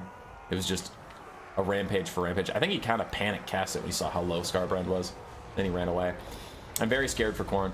This full health Minotaur has got to get a ton done. And I actually like this. Targeting the Exalted Plaguebearers, after seeing what one of them did to Scarbrand with grenades, taking out the other one that still has grenades is a really good choice. So I like this report a lot. That's beautiful. Khorne Gore is trying to hold on, using their Unbreakable to stay in the fight for a bit with the Festering Stooges. While the last Fiend? Is that the last Fiend, or is the other Fiend behind my camera? It's behind my camera. Still trying to finish off that other Fiend, finish off the Barons of the Bog, get rid of their AoE debuff that reduces your damage by a bunch. That's fine. Skull Cannon is getting some ammo. This is good play by Khorne. I'm concerned. This game could turn on a knife's edge. If the Minotaurs are this healthy when they go to fight the Exalted Great Unclean One, and he has no support, they could delete him instantaneously. What I'm worried about is that if this game drags on, you have two regenerating infantry of Nurgle, then you have the Exalted Great Unclean One, and you have Fiends, and Scarbrand's like, he's kind of spent. He doesn't have a lot left. 4,000 HP versus 11,000 in the Exalted Great Unclean One. That's not a fair fight. It's not a fair fight at all. Minotaur's getting a really good charge on the Festering Stooges. Their leadership is insanely high, so they don't Demonic Instability Crumble like ever. But he's trying to get rid of them. Almost other Exalted Plaguebearers also almost dead, but they come in with these grenades. They still have 31 out of 100 models. Their HP is crazy low, but they actually still have a third of their damage output, which is a lot. We saw how much Scarbrand took earlier. The Skull Cannon's still trying to get damage out. Festering Stooge is also turning to throw grenades. Everybody's throwing grenades at poor Scarbrand, who's just trying to get some kills, man. He's just trying to get some things done. As Minotaurs charge in, good charge just to knock these guys off their feet and stop them from throwing at Scarbrand. Skull Cannon's also recharging ammunition, getting HP off all this stuff while Marauders fight the Frolickers. Where are those Fiends? I don't know what the Fiends are doing, but they need to get back into this fight. 1,300 gold monstrous infantry just can't be the ones to chase things off the map. I know that chasing things off the map is important, but like that's too expensive of a unit to chase like Khorne Gores. And honestly, a bit of a misplay there from the Demons of Chaos. Really good fleshy abundance, so they're still, I would still say they're in the lead, but these Fiends have been gone from this fight for too long because they could have been challenging these Minotaurs instead of letting the Minotaurs free hit all their stuff. But like, between the Exalted Great and Clean One and the Festering Stooges and stuff fighting back, the Minotaurs, we saw they were full HP when they started cycle charging and stuff. They're not full HP anymore. They're not feeling too good. More grenades onto Scarbrand, but Scarbrand is going to try and finish this guys off. Now their model count is too low to really be a meaningful threat. Minotaur's still trying to get to safety. Those Fiends got healed up. Ugh. The last hope for Khorne is... Woo! Good Skull Cannon shots, I guess. But anyway, Minotaur is fighting on top of Khorne Gores with Scarbrand support, and he can rampage them. If Scarbrand rampages these guys and they can't retreat and cycle charge, they're going to take a lot of damage. Look how much damage they're already taking, and this is while they're still getting the charge bonus. Beautiful Skull Cannon shot down the side, doing a lot more damage than I would expect versus Monstrous Infantry. Terror out away from the Khorne Gores, but still a good engagement for them. And Scarbrand's coming in. It looks like Khorne is going to put all of its money on the table now. They're going all in, trying to take out the Fiends. I like that, not trying to snipe the Exalted Great and Clean One. He's too tanky, you can't do it just yet, so I like trying to take out all of his support and leaving him completely alone in the late game as the Skull Cannon starts to fall back. I wonder if it's going to use its last shot on the Exalted Great and Clean One. It doesn't do that much damage to him, but I think the Festering Stooges are just so small that you're probably going to miss them anyway. As the Minotaurs now have it surrounding the Exalted Great and Clean One. We need a Horn of Khorne for them, though, because they need really high melee attack to get through the Exalted Great and Clean One. He has high melee defense, and he has an aura that gives him even more. Festering Stooges still clinging to life as Marauders try and chop them down. I don't know who has the point, and I don't really care. It looks like Khorne has it right now. Ooh, Khorne has it right now. Oh, he's going to try and stall this game out. Yeah, he doesn't want to engage at all. He's trying to make Nurgle take the point. And in the meantime, he can just get free Skull Cannon shots. Now Minotaurs and Scarbrand are going to run in. He's worried about the Festering Stooges being able to take this point. So he knows he needs to charge in, but does get a beautiful charge off. Horn of Khorne, yes, beautiful. Good melee attack that he desperately needs. Horn of Khorne is affecting the Khorne Gores, but their leadership is so bad. They're Beastmen who have taken a ton of damage. The Exalted Great and Clean One's trying to hold. Miasma of Pestilence lowering Scarbrand's melee attack by like pitiful amounts, honestly. I mean, he still just has so much because he's fucking Scarbrand. But he's getting good damage out. But man, if he dies, this game is probably over. It's down to the knife's edge as more Marauders are trying to come in. Minotaurs are trying to cycle charge, but he takes a bad shot from the Exalted Great and Clean One on his way out. He turns. He just wants to fight while he still can. Do you have a tier 2 army ability to keep him alive? Do you have a tier 2 army ability to keep him alive? It doesn't look like it. No, Scarbrand's fucking dead. The Marauders are going to tear out any second. The Minotaurs also aren't feeling too good, though they have ITP at least from staying in the fight. Balance of power is like 50-50. I honestly don't know who's going to win. Unless you fuckers route, then it's over. Don't you route Minotaurs, you cowardly bastards! How could you? Khorne needed you. The Blood God called from atop his throne of skulls. He said, stay in the fight, you cowardly fucks, and you said, moo. Bastards. Skull Cannon's retreating. So it is Conquest mode. There's no such thing as attacking rules. It's just there's a point and whatnot. If you wanted to be an absolute cheeser, but like win the game, so you go do you, dude, run. Just run. You have the capture point. Make him take it. Run. Your Minotaurs are going to rally. Everybody's going to rally. We're chilling. We're chilling. He's got to capture it. That's not your problem. That's his problem. It's his problem. He has no capture weight. Fuck him. Skull Cannon's turning and firing. You missed! You missed a giant fat bastard! And he's using Fleshy Abundance. Oh no! Kill the Festering Stooges! Kill him! Somehow! You've got to stop the capture rate. That's the only way. You're honestly going to get army lost pretty soon if he fucking heals while you're in this situation. Minotaurs are trying to rally. Look at how slowly they're starting to charge. Everybody realizes they got to kill the Festering Stooges so that there's no fucking capture rate so they can't take the point. But the Festering Stooges are pretty much unbreakable. He's having such a hard time getting rid of him. As my throat is completely fucked. Skull Cannon goes in for a final shot, but it is doomed. Demons of Chaos are gonna win in a very close game, but that clutch final Fleshy Abundance forced Khorne's hand. Without it, Balance of power was going to be totally fine. So he could have just kited out the Festering Stooges, but with the healing, it was too much.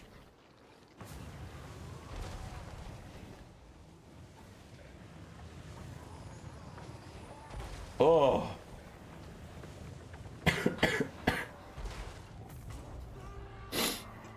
That fight was too epic for my poor throat.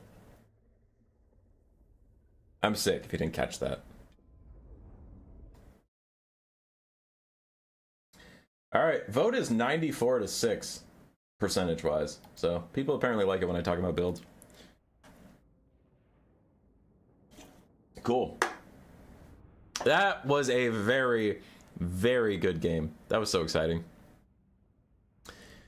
Oh, poor Corn.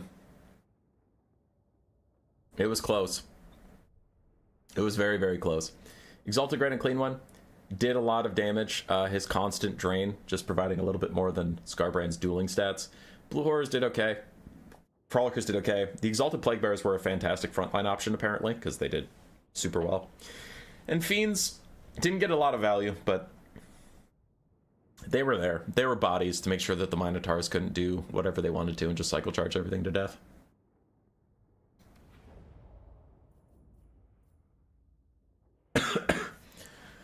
So the finals will be Waldsterman on Demons of Chaos versus Random Cuban on Warriors of Chaos.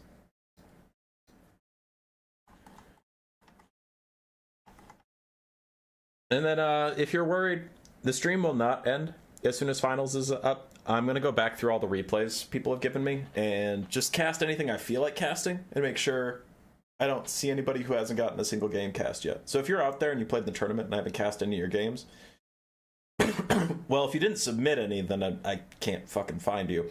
But also, I might just not have gotten to it. But we'll go back. Oh, everybody left. Where are we going?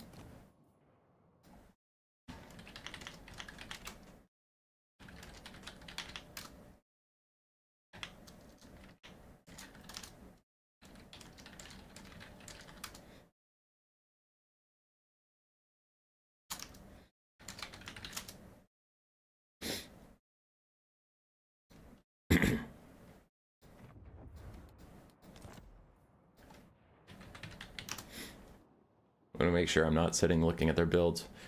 All right. There might be a bit of a build phase here as I accidentally join the real lobby like a fool. There might be a bit of a build phase here because the players didn't have time to prep before we showed up because they just found out who their opponent is now. But it'll be fine.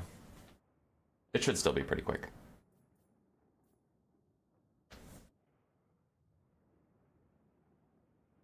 Human Boy in the finals? Yeah. Yeah, fam.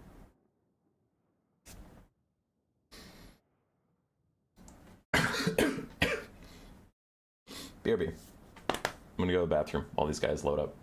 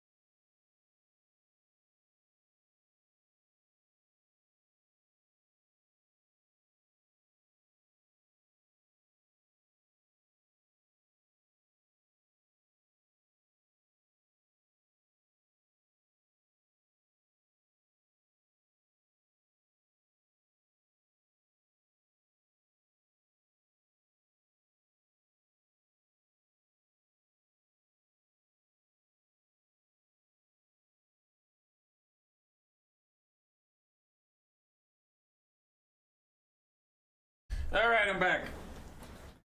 How does heal cap bar plague virus change depending on how many models they have left? Yeah. Usually, if a model is full health, it won't heal any faster, heal any more. Don't the Exalted Plague Bearers slowly bring models back somehow? But they might do that one model at a time. Where it's like, they heal back a model, but then that model has to slowly heal its all the way back to full. Be fine. Before you can get another model. So it takes a long time. If anybody cares, let's do a little self-promotion, shall we, friends? View your channel.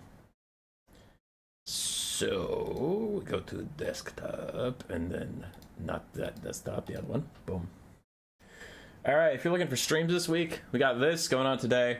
Tomorrow we have the Faction War Winter Qualifier at 12:30, so the same time this one started. And then we have 3 World Cup matchups all on Wednesday at 8 a.m., 10 a.m., 12 a.m. my time. Well, 12 p.m., but whatever. My time, I don't know what that is for you, but for me it's 2 p.m. right now, so the Italy versus Germany will start 2 hours before those. So that'll be fun. Lots of streams coming up in this next week. I was busy making content, lots of content for you people. We have videos out until January 28th now, which you could be viewing all of these right now if you're a member. If you're not a member, then it comes out at 8 a.m. every single day, which it is what it is. So yeah, could be nice, could be fun. That's why I haven't been streaming as much, is because I came back from Christmas vacation and I just had I had no videos left, so I had to record a bunch and get my feet back under me. Zatan beats Thorgrim ID. I don't care. What? No, he doesn't. Zatan doesn't beat shit. Thorgrim beats everybody. The Dwarf Lord, like, the Dwarf High King on his throne beats Exalted Greater Demons like nobody's business. I ain't handling this whole random Zatan beats him. It's fucked up.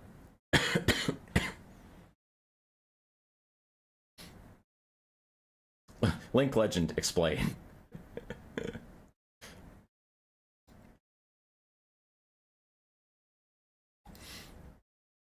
Yeah, we got some lore stuff. It's good. Lore stuff is good. Random Cuban still fixing up his build while I stopped and did self-promotion. Waldsterbin is ready to go.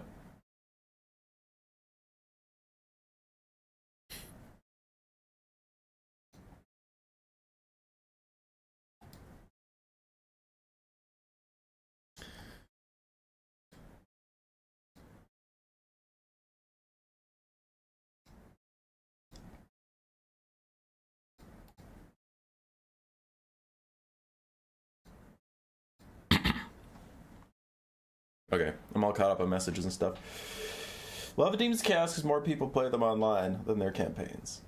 Yeah, Demons of Chaos can be fun in concept. Currently, they're a little overtuned, where the problem with their roster design is you have to be very careful what you put on Khorne, Slaanesh, Nurgle, and Tzeentch, because the demons get access to all of it if it's demonic. So if Changebringers are toxically good, just like bear with me, if Changebringers are toxically good, you have to be prepared for crazy air cheese kite. Okay. If Angels of Decay are currently good, which they are, you have to deal with air cheese kite and good aerial melee. Okay. The Hellforged Bellower's Skull Cannon ROR is crazy good skirmish on the ground. The Exalted Flamer, I hear people say, is crazy good skirmish on the ground.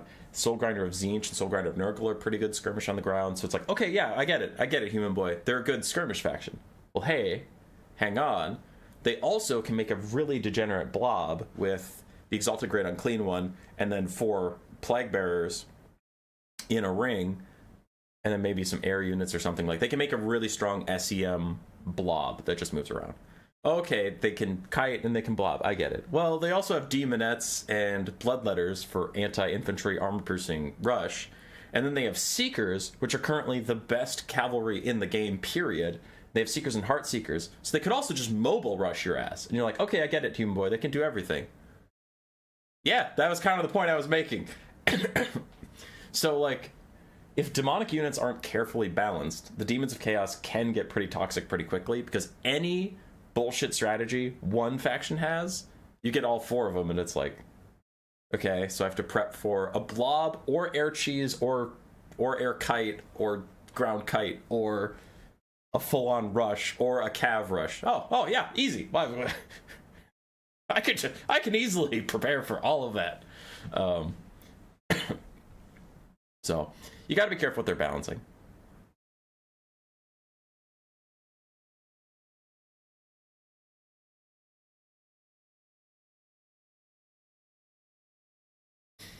This Skittle flavors online never stops being funny.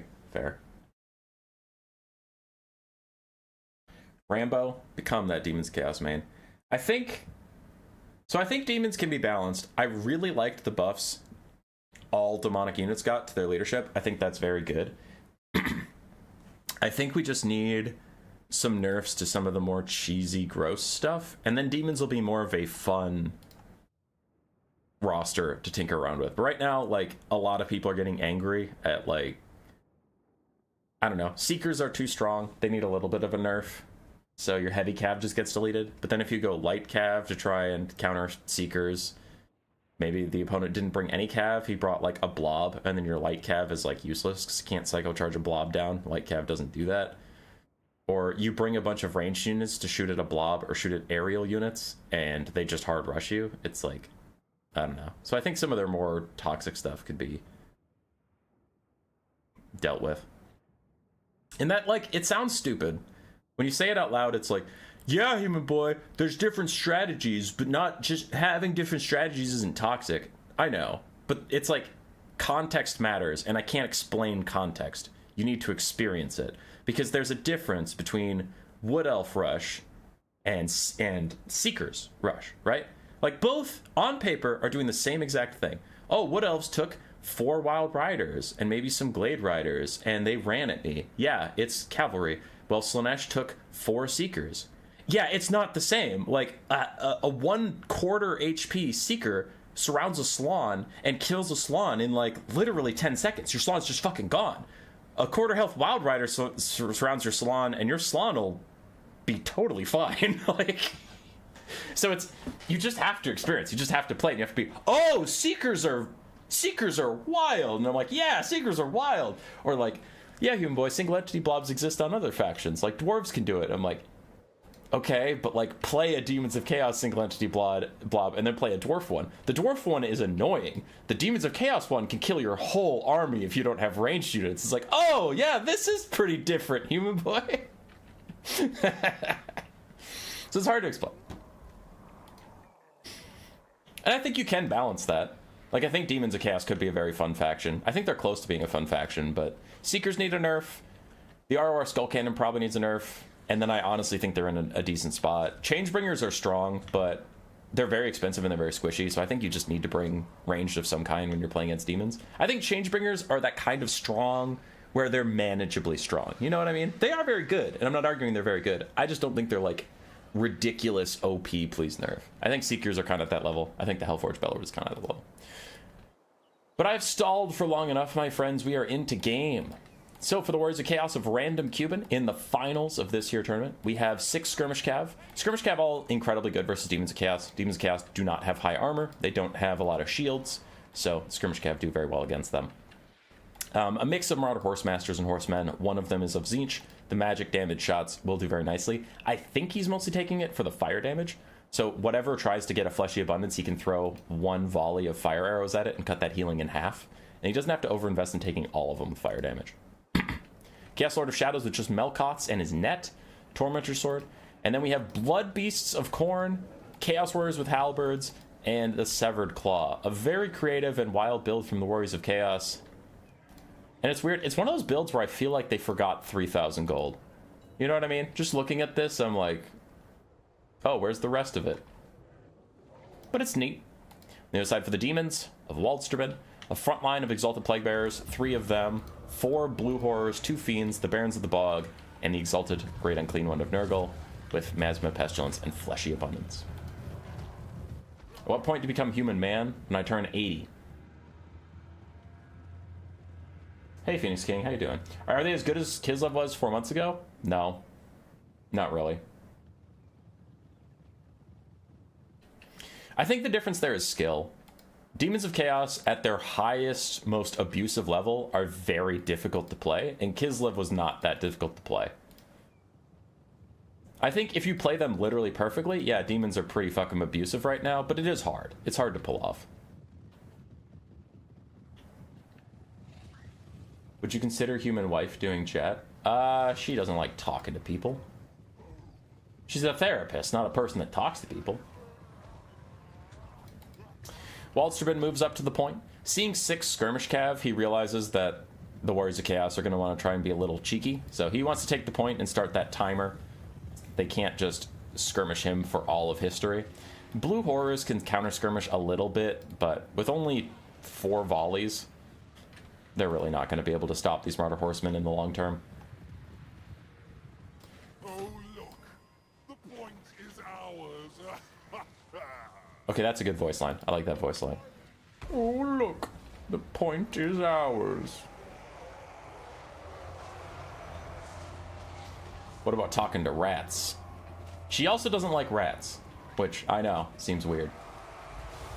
Demons are oppressive? No, Segos, no. Well, what could I possibly mean by that? That's crazy.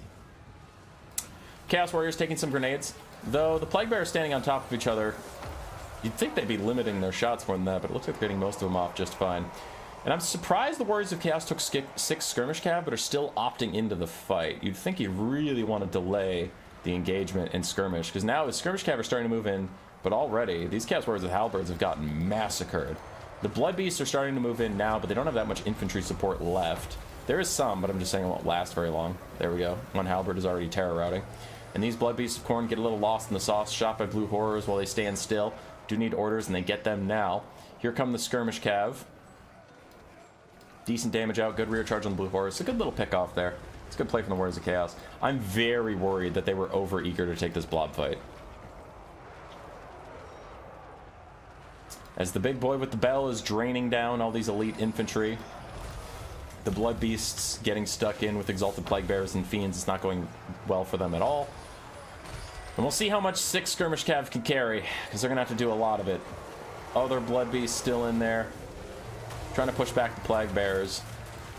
As much as I don't think Plague Bearers are an amazing unit, like, if you get into melee, they're a very good unit. I just think they're too slow and weak to archers, and they're too expensive. But, like, melee, I've never had complaints. Plague Bearers are amazing at melee. Chaos Sorcerer Lord dives in. He is immediately surrounded by Fiends and the Barons of the Bog. Tries to push back through his own slaughter. I always say slaughter brutes. It's the Blood Beast. He tries to get through his own Blood Beast to get up into the air. The Nurgle Lord was coming over to say hello, but it looks like he should be able to get into the sky and be fine, as there is a Fiend touching his bum. Is the only reason he couldn't get up in the sky. Now he's starting to get away. There we go. Skirmish Cav still doing what they can. Those Fiends being healthy is a little concerning, though actually that was a pretty good downhill charge from Marauder Horsemasters. Now the Fiends start to fight back, though, and that's going to be where a lot of the damage comes in. It's all the Plague Bear still throwing in. The Severed Claws trying to hold it down.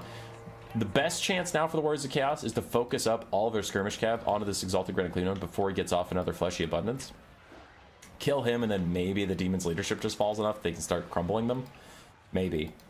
But those Fiends taking out almost an entire Marauder Horsemaster. The charge looked good at first. It's the extended fight that went heavily in the Fiends' favor. And now we have these Horsemen routing, taking a lot of damage. Not able to finish off the Exalted Grand Clean one. Now the Severed Claw leadership is starting to get bad, and they're not ITP. They could terror out at any moment. Oh no. Oh no. The Chaos Sorcerer Lord of Shadows is not retreating. Thankfully, I think he has Tormentor Sword up soon, so if he's really in trouble, he can just net the Fiends and run away. But that slow is going to be hurtful. As Warriors of Chaos getting their second wind. They are starting to get back in there. A lot of damage onto the Chaos Sorcerer of Shadows. No healing for him on this roster, so he has to be a little careful. And once again, the Warriors of Chaos are back in on the blob, but there comes a heal. Those Marauder Horsemen of Tzeentch have to do something. Where are they? Where are the Horsemen of Tzeentch?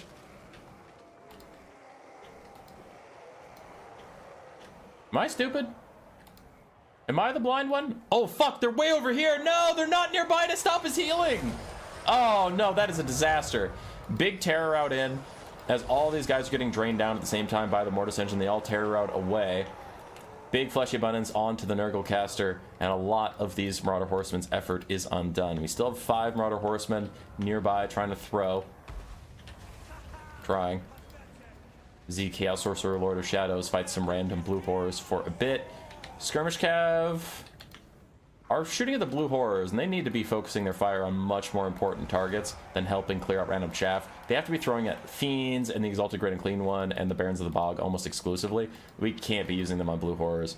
There, we Demonic Instability crumble those guys away. Still have a good amount of ammo left on these guys. And maybe if the Chaos Sorcerer Lord can get up in the sky, he can just keep casting Melkoths and being annoying. Maybe we can get some guys back, because you see Blood Beast starting to charge back into Fiends, get a little bit of damage on their way out, while more Horsemen and Horse Masters try and get rear shots. Trying to kill the Fiends, trying to secure mobile advantage. But it's looking pretty difficult. And still, this big guy, he's probably got another Fleshy Abundance in him, so since they're not able to burst him out, he's probably going to get that second heal off and be even more oppressive to deal with. Fiend's getting very low. The Sorcerer is going to land on them. There's the Tormentor Sword, wants to lower their melee attack, wants to net them in place. One of the Fiends is about to fade away. The other one still might get shots on him, though. Fiends have pretty impressive stats. Nope, just uses Tormentor Sword to get away. Gets back up in the sky. Good little kite play there. Just a mid-game whiff, and I think he took the melee fight too early. He had 6 skirmish cap. He could have delayed it rather than charging in to fight the demons.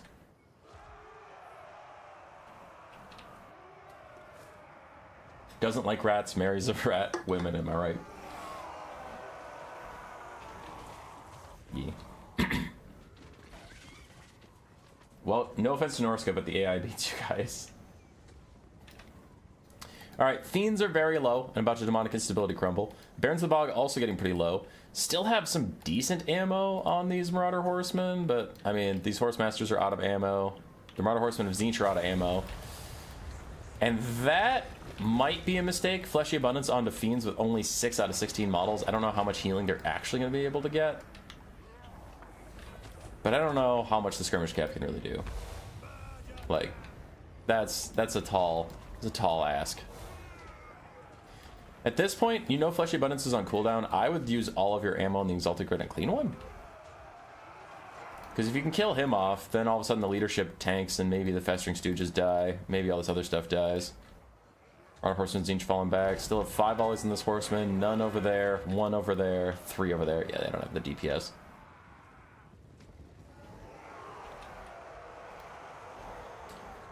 They just don't got it.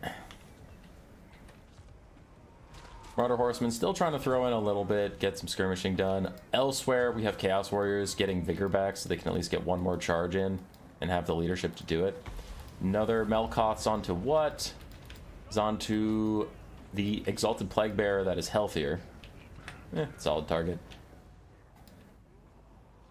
I think Chaos is spreading their damage a bit too much. I keep seeing them target like different things and finish off nothing. Like they just had to all shoot the Exalted Great and Clean One, or all shoot the Fiends, or all shoot the Barons of the Bog, and they're just kind of doing whatever. Tormentor Sword net so that he can get the free cycle charge off and go get to safety. Don't know how much it matters.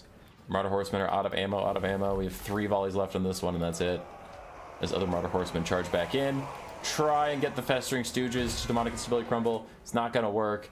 And always the timer is ticking. Marauder Horsemen Tzeentch charge in, trying to use their barriers to soak most of the damage, then they'll back off when they get their barriers back.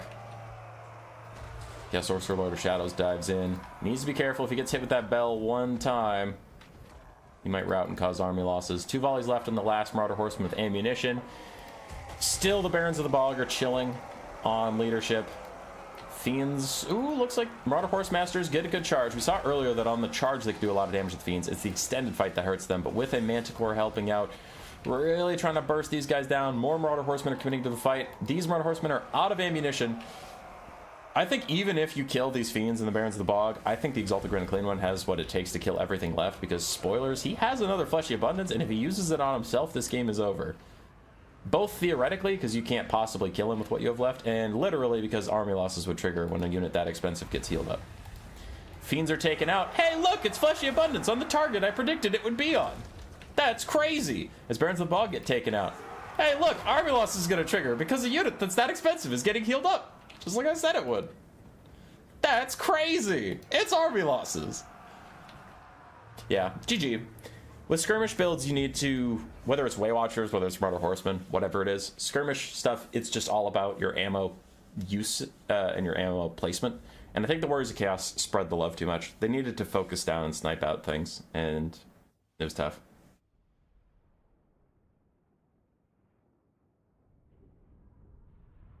Can you give units to teammates in multiplayer? I don't think so. I don't know, but I don't think so. We've done some tournaments before where I have like a veteran player who has just a lord and then a noob has a whole army. Can't stop the big chungus. Can't stop the big chungus. Can't stop it. 1900 value for Chungus, the Mungus. Blue Horrors did fine. Exalted Plague Bearers did fine. Fiends did pretty fine. So overall, spread value on the Demon's Cast was good. Chaos Sorcerer's Shadows had some neat usage. Severed Claw did well. Skirmish Cav overall did quite well. The Blood Beast did fine. The main problem was the Chaos Warriors with Halberds and Marauders just got murked instantaneously, and then Demons had a ton of healing that they kept using. So GG. Waldstrabin will be winning this new player tournament. And now we move on to checking for any replays. So first thing we check for, is there anybody I haven't cast at all today?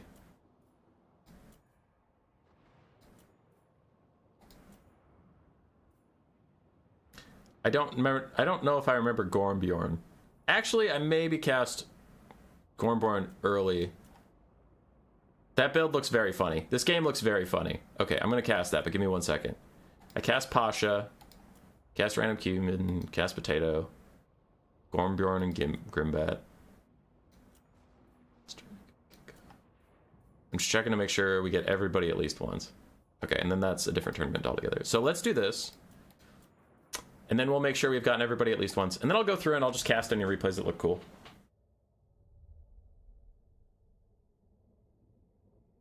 Yeah, playing pasta, that's what we did. Popping in quick, how'd the games go? Pretty good overall. I think we've had more interesting games today than stinkers. So Gormbjorn versus Kukinko. Demons of Chaos versus Nurgle. For Nurgle, we have Pestigors and the Frolickers Bubonic.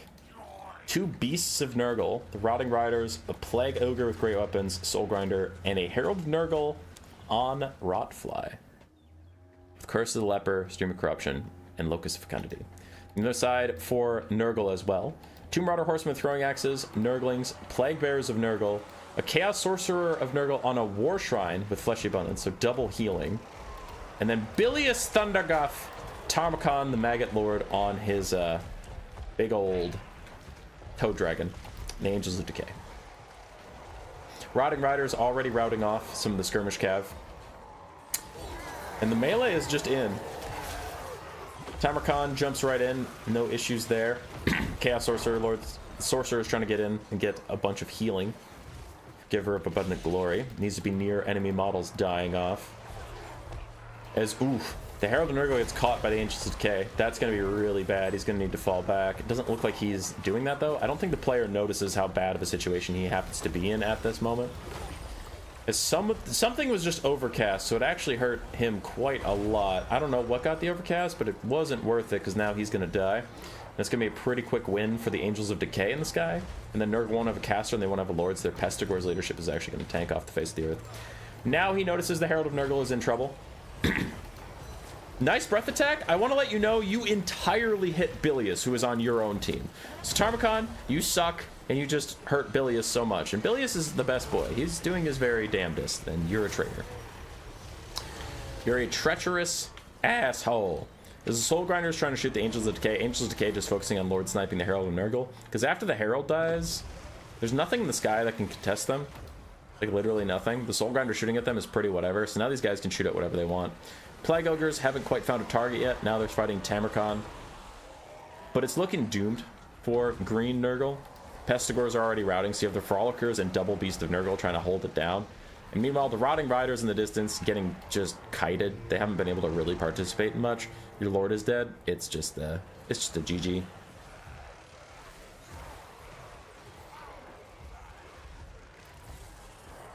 Is he a traitor if it's his army, though? Yes. Yes. Now it looks like if I were you, I'd take the Angels of Decay and just go shoot the Rotting Riders, because the Rotting Riders are the last real DPS threat here. You're not worried about literally anything else. As the Frolickers Bubonic get killed off, there's no more infantry, so all these single entities are trapped. Just shoot the Rotting Riders. Rotting Riders, for their part, going to try and rear charge Tamakan. Does he turn to face them? Yes. No rear charge for you. Has that been done? No, Plane. They don't go through the same factions. I do what's called survival sometimes, where I have both players pick 3 or 4 factions, and then they play until they're out of factions. Like, if you win with High Elves, you can play High Elves again, but if you lose, High Elves are off your roster. Do you plan on making a guide video for Wood Elves? Yes, we hit a subscriber point where I promised to make a guide video for every faction. Timmy Tamcans took a lot of damage from the Rotting Riders, who are still trying to chase him down, but he is pathing through Plague Bearers and the Chaos Sorcerers nearby, so Fleshy Abundance plus the constant slow heal from the Giver of Abundant Glory means Timmy Tams is going to be just fine. Angels of Decay still firing downwards into this pile. I do want them to target the Rotting Riders. I don't know what they're shooting at right now, but it's not doing much. I think they're trying to shoot the Rotting Riders. No, they're shooting the Soul Grinder. I wouldn't bother. Rotting Riders are more annoying, more of a nuisance. Yeah. At this point, we're waiting for the slow grinding death of Nurgle, as other Nurgle is going to vomit on 3 Pestigors. Decent damage, should rout those guys again. Army losses is coming close, as Plague Bearers are also going to run. And now everybody's routing besides Soul Grinder and the Rotting Riders. And I guess the 2 Beasts of Nurgle are also technically here. Technically.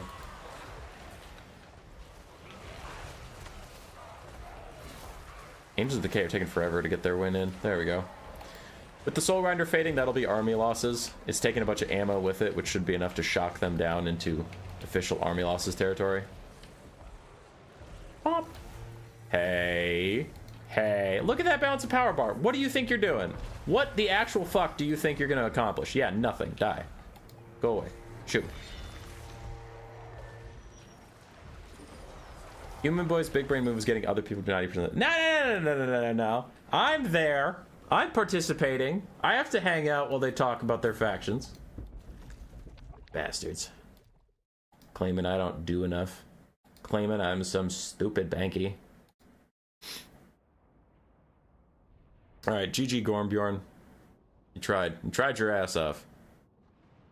But it was Kukinko who was stronger this day. Look at the Angels of Decay. 3,600 value.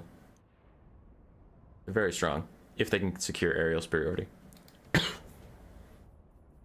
Alright, let's look through and see anything we want to cast. No, it's Tomb Kings with big stinky cats. No, it's Tomb Kings with big stinky cats. Demons of Chaos versus these guys.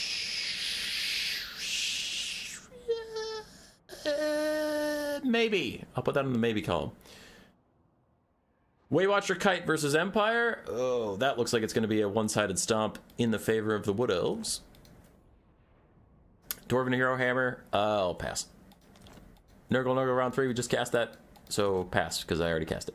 Nakai versus Stinky Cat, submitted again. No. I said no the first time, I say no the second time. Ooh! Herald Hammerstorm! I could be convinced to watch Herald Hammerstorm. No! Nurgle Dark Elves. I'm guessing that does not go very well. But yeah, I don't know if we've cast much Grimbat, so I might leave that on there for Grimbat. Beastmen, Dark Elves. It seems fine, but the stream has to end at some point, so I'm going to skip it. Demons of Chaos versus Nurgle? No. I've watched Nurgle lose enough today. Lizardman Empire? That is a full cav build. I'm very curious how it goes. And then double stinky kitty cats versus high elves. No. Okay, we've eliminated a lot of stuff. 4 games left? I can do 4 games. Let's do it. We'll cast all 4 of these. Yo, Human Guy Fellow, you know what would be cool? Is a charity event where you have to fight members of the chat. Waldsterman versus Hellion, before I forget who it is. Plain Pasta, I didn't fight the chat, but we did do a dog charity stream that raised over $750. And then I got really jealous and mad because Charity got so much money and I had to give it away, and I didn't like that. I like to keep the money. Chat gives you a bill and you win or lose, you must be coin must be paid. Did you just open and see a Nurgle mirror? You did, buddy, you did. Alrighty, what do we have? For the Demons of Chaos, we have Seekers and Nurglings and Blue Horrors, an Exalted Keeper of Secrets, and then Bloodletters. For the Beastmen, we have a bunch of Centaurs, a lot of Archers, Butcher's Count Guard, Harpies, and then some Ungor Spearmen, and then some Zongors. Seekers absolutely crush the Centaurs. Other Centaurs trying to get a little bit more damage out, but it's not really working for them. The Archers need to get in range. Archers do a lot of damage to Seekers. No missile resist, 5 armor. It's pretty easy to get a lot of damage out there. But the Seekers are also free and clear to go harass all of these guys. Centaurs getting good damage onto the Seekers, and so far this is a pretty even trade. Centaurs are good versus Seekers. Heavy Cav gets destroyed by Seekers, but Light Cav trades about even because the armor piercing of the Seekers is wasted. Yes, that is a beautiful Doom and Darkness overcast from Malagor. Doom and Darkness is very good versus demons. We saw it sometimes versus undead, and I was shit-talking it, but demons, if you get their leadership low, they like instantly die. Whereas undead, if their leadership gets low, they just crumble and then the spell wears off. So Nurgling's also fading away. Beautiful Doom and Darkness from Malagor over there. Really good play for the Beastmen. Back on the main line. Butcher's Count Guard stuck fighting in a okay matchup. I mean, they have Ungor Spearman Herd between their feet, and other infantry are walking up to try and harass Blue Horrors and stuff. This is about to get pretty bad for the Beastmen on this side. Malagor just landed in Seekers, so he might die if the Seekers just commit to fighting him, but it looks like they're going to back off for now. And they're going to lose a lot of Archers to these two Fiends that have gotten through. Centaurs are trying to hold, but Fleshhounds of Khorne recharging in is going to be the end of them. So I'm a little worried for the Beastmen on that front. They have all these infantry. I don't know why the infantry got super separated from the Archers, but that shouldn't have happened. The infantry should be near the Archers. Even if it's not directly in front of them, they need to be near them. Because now we have infantry, we have Archers and no infantry, and we have infantry and no Archers on like completely opposite fights that are going on. And Malagor landing was just a bit of a mistake. Now he's Pavane Rampage, so he can't get away, he can't get up into the sky, and he's at like half HP. If he routes, he took a fight right next to the edge of the map, so he will go straight off the edge of the map. One Seeker is fading away. The Fiends are still trying to kill. What the fuck? How did you just fly? But then he landed again. But how did he fly briefly? I think he got knocked into the air. That was weird looking, though. Fleshhounds fighting the Butcher's Count Guard and Centaurs. They will lose with Bloodletters coming in. They'll be fine. And they're mostly just trying to body block these units from coming to help out with what's going on here, as Malagor is getting sniped a bit by the Erhabiner Hüter der Gemenis Geheimnisse of Slaanesh, the Exalted Keeper Secrets. Malagor's terror routing turns into a natural route, so it'll probably go right off the edge of the map. Everybody is routing over here as these Archers trying to get in position. But look, all these Zongors and Ungor herds and stuff are still like walking over to try and participate in this fight. Ooh, but Malagor doesn't fly towards the edge of the map. He flies parallel to it, allowing himself to rally. That's some horse shit, but if you're the Beastmen, you take it. So Malagor is back. Butcher's Count Guard got entirely destroyed. And the Beastmen just kind of fed one unit after another into this blender to try and bail out a bad situation, instead of taking a small L and recalibrating and refocusing up. Like, if the Butchers hadn't dove into this fight and died, they could have backed up and now taken the fight on top of all this infantry that's coming in. If the Archers hadn't, like, hung around and shot at Seekers and maybe tried to run off to the left, they could also be behind this infantry. It's just rough. Pavane gonna rampage Malagor back into melee. Hopefully for him, he goes into his own troops. It looks like he kind of is.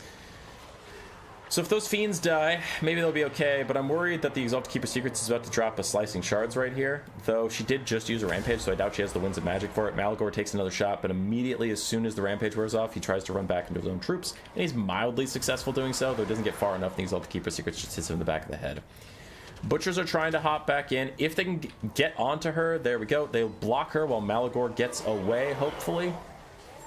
His routing AI should path him to safety, though it looks like he's having some troubles. The Butcher's trying to get good damage onto this lady while all of these Ungors help out. Zongors also need to rejoin the fight.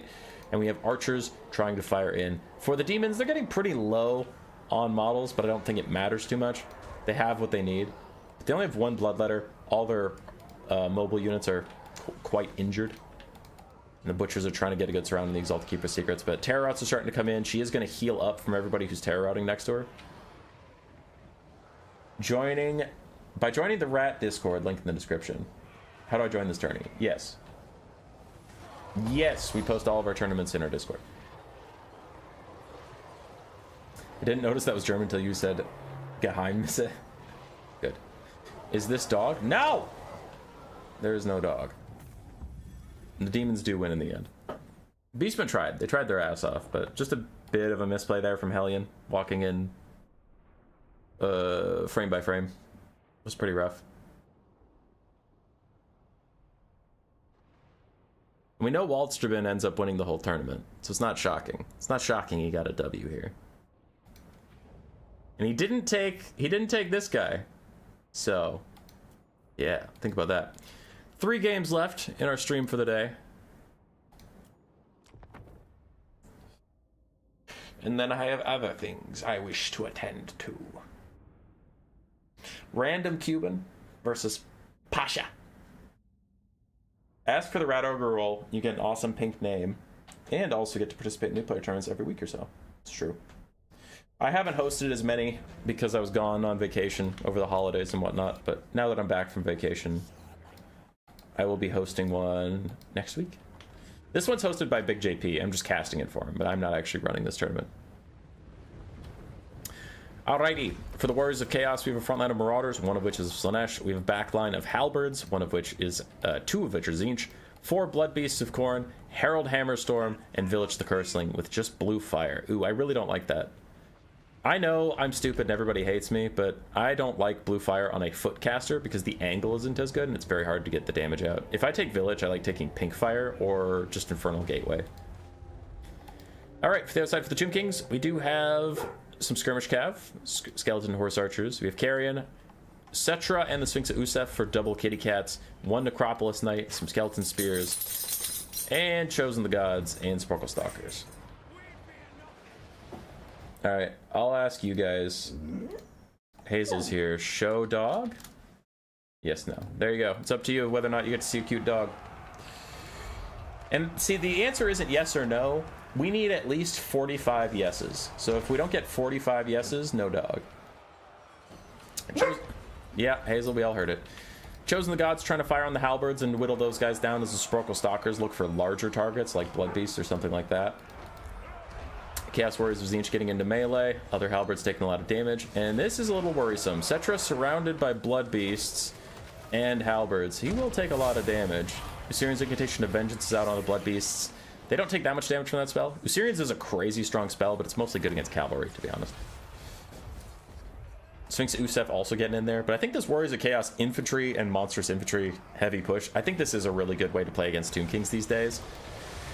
Cavalry is just too easily countered by Usurian's Incantation of Vengeance, and archers have a hard time because of how much disruption they have in their very cheap Carrion, cheap Skeleton Horsemen, Skeleton Horse Archers, and Nedcar Horsemen, and Chariots, all that stuff. I think you just need to go with heavy melee rush and challenge the Tomb Kings directly. I think that's probably the best way to win. Blood Beasts trying to keep the Chosen of the Gods honest, stop them from killing all the Halberds constantly, but Eyes of the Desert are making that difficult as Harry Hammerstorm makes it here, and he's causing the Skeleton Spearmen to rout because of his special little thing. If you didn't know, Harry has a special ability where he makes undead not undead. So now these Skeleton Spearmen are actually just routing. They're just flat out running away. Elsewhere, Necropolis Knights are dealing with the Blood Beasts of Khorne. Chaos Warriors of Tzeentch are still trying to get some damage in, but it's proving pretty difficult. And the Tomb Kings are having a bit of a tough go. The only thing that's going well for them is Cetra and the Necrosphinx are still, like, you know, full HP. Sparkle Stalkers are already forced to run away and try and kite around. Most of their front line has died. Their Skeleton Horse Archers aren't feeling too good. Yeah. Would you consider being wise human rather than a pot of hom? Pot of hom. Why a pot of hom? Why? Alright. Village and his Halberds are still trying to chase down the Sphinx of Usef, which is not interested in them at all. It is trying to cycle charge. Blood Beast did officially finish off the Chosen of the Gods. And they need to charge the Sparkle Stalkers, yeah. I don't know why. I think they were trying to dodge for a second. No, where are you going? Help Harry! He needs your speed, damn it! Help him! You could route the Sparkle Stalkers. Oh, whatever. Oh, whatever. Carrion are starting to crumble. That is a summon, Ushapti, from the army passive, so it'll fade away and it can never be replaced. Warriors of Chaos still have a lot of Halberds, though. And I really don't like that the Blood Beast just left Herald here, because now the Eyes of the Desert can keep kiting him. The Blood Beast would have locked him in place and been fast. As Chaos Warriors with Halberds still poke down the big cats. Warriors of Chaos are ticking up the point. So a late game option is just swamp the point with a bunch of Halberds and hope. This is just a mistake from the Tomb Kings, and now they're trying to correct it, but they need to keep the Eyes of the Desert running from Harry. He is not nearly as fast as they are, so they should be able, in a perfect world, perfect micro, to get away. Cetra's trying to fight Village. This is inadvised. He's not very good against infantry. I know he has bonus versus infantry, but he only has 30 melee attack naturally. 15 bonus versus infantry. Village is actually very tanky comparatively to that. And these are shop to your fakes. They're about to fade away, and then Cetra will actually be heavily outnumbered here.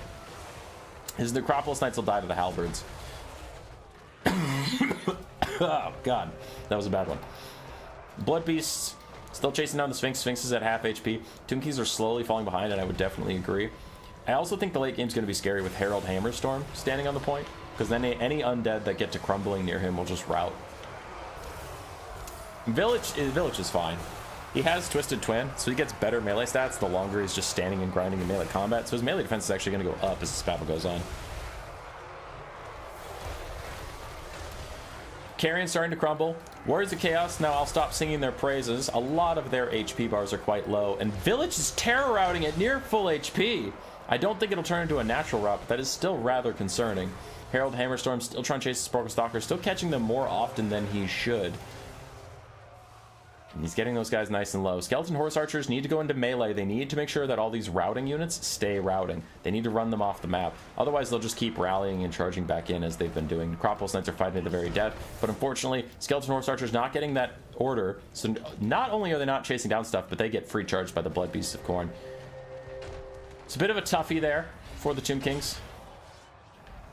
They've got to rout everybody. Sporkle Stalkers also getting stuck in melee. Need to keep moving.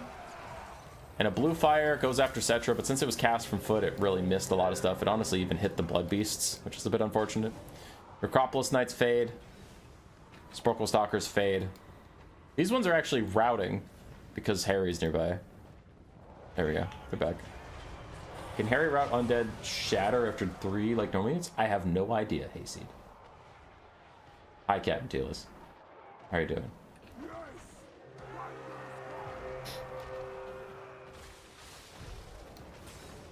Tealus, I got some special surprises for you later. Skaven surprises. I will defeat you, sir. I will defeat you so good. Sporkle Stalkers die off. Another blue fire is out onto Cetra. It actually all manages to hit him, which is quite good, except for the one that hit the floor. How are we doing on those votes? 38 votes and only 89% are yes. That's not nearly enough. That's not nearly enough, chat. You don't want to see this dog. Blood Beasts are swarming around this last Skeleton Horse Archer. No ammo left on him. Pretty bad melee stats. Makes it very difficult for him to rout off the Blood Beasts of Khorne. But their HP is so low, they might be able to do it. Cetra and the Necro Sphinx are trying to cycle charge their way to victory.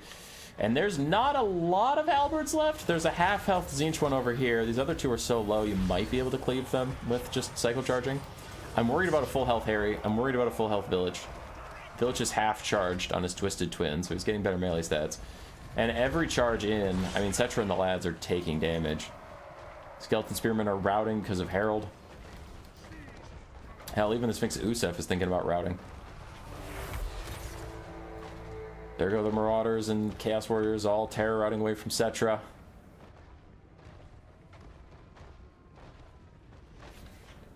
They don't got it.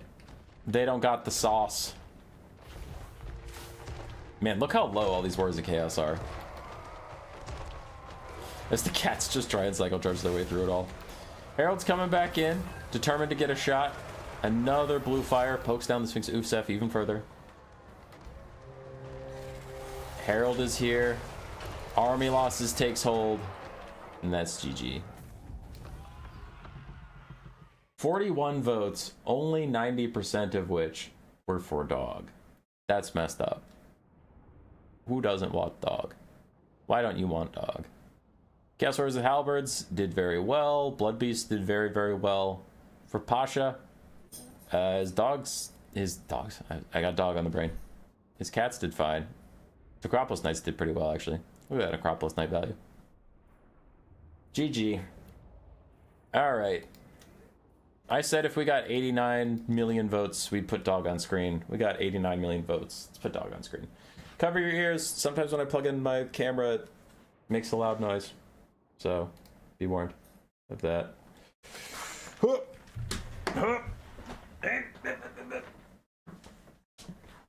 Where is the camera? Hey, puppy. Hi. Hi. Did you know there's a camera that's getting turned on? Hi. Okay. So, where did the camera end up? I don't know where the camera ended up. Video capture device on. How does this thing even work? Deactivate. Activate. Oh! It's us! Hi. It's me. Hazel, come here. Come here, puppy. Come here, puppy. Who is this? There's the big puppy. Look at her. Look at how nice she is. She's so nice. She's so nice. Look at how nice that puppy is. Look at her. She says, oh, hey, guys. I hope you are doing good. Oh. I want to see chat. Stay, puppy. Oh. Oh, yes, puppy. Oh, yes, doggy. Yeah. Pupper. Nice human costume. Thanks, dude. Hi, buddy. Oh, mom's making noises. You want to go check on mom? Yeah, I get that. You want to go check on mom? You want to go find her? You want to go find mom? You want to go find mom? Yeah, you do. All right, go on. Oh.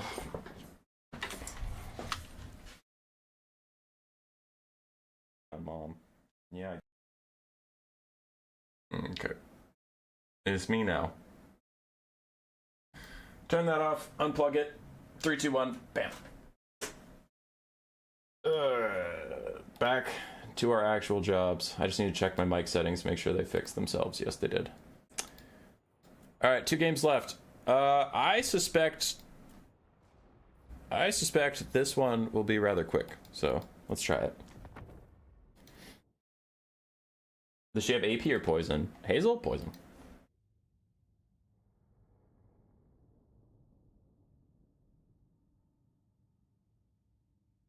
Round 4 Nurgle was a really cool game. I don't know which one that is.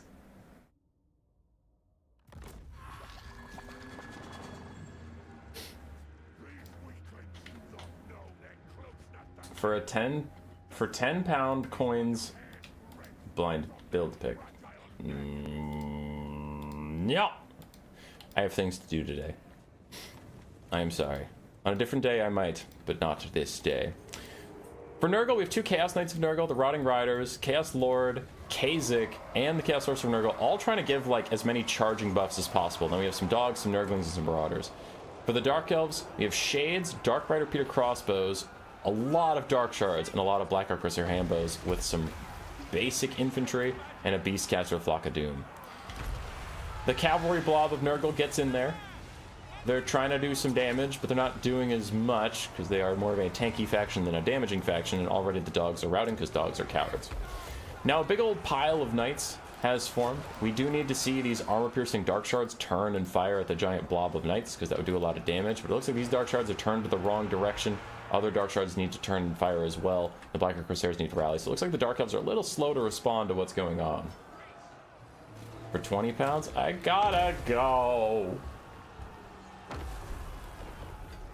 I have to leave this place. Dark Riders and Dark Shards dying off. Still the other Dark Shards a little slow to respond. And when your whole build is archers, your speed at which you turn and shoot things is going to determine whether or not you win. So we still have, these Dark Shards are starting to turn and shoot now, but one's dead, 2 are dead. Marauder Horseman. Dark Rider Pure Crossbow's already dead. And there goes another Dark Shard. And still the Dark Elves trying to figure out how to get everybody into the fight. Black Arc Corsairs and Shades starting to move over now. Getting very worried. Rotting Riders getting straight through those guys. They are now about to attack another Dark Shard. Nope, they don't have attack orders on the Dark Shard. They're attacking something else. They just happen to be running into it accidentally. But I'm very worried that the Dark Elves are going to lose this. They're not focusing fire effectively onto the backline disruption. They're just losing Dark Shard after Dark Shard after Dark Shard. Where the bloody hell are you in the world? I'm in Minnesota. Minnesota, United States. Pretty much Canada. Now the Rotting Riders and Chaos Knights are getting distracted. I can't tell if they're trying to fight shattered units or if they're actually just trying to back off, but finally we look like we're getting a bit of a firing line, though some of the firing line is still aiming at Marauders, which we don't care about. Shoot the Rotting Riders. Please shoot the Rotting Riders and the Chaos Knights. Chaos Lord and Nurgle Sorcerer, and Kazik coming back from their soiree into the depths of the enemy realm. They need some serious healing out here.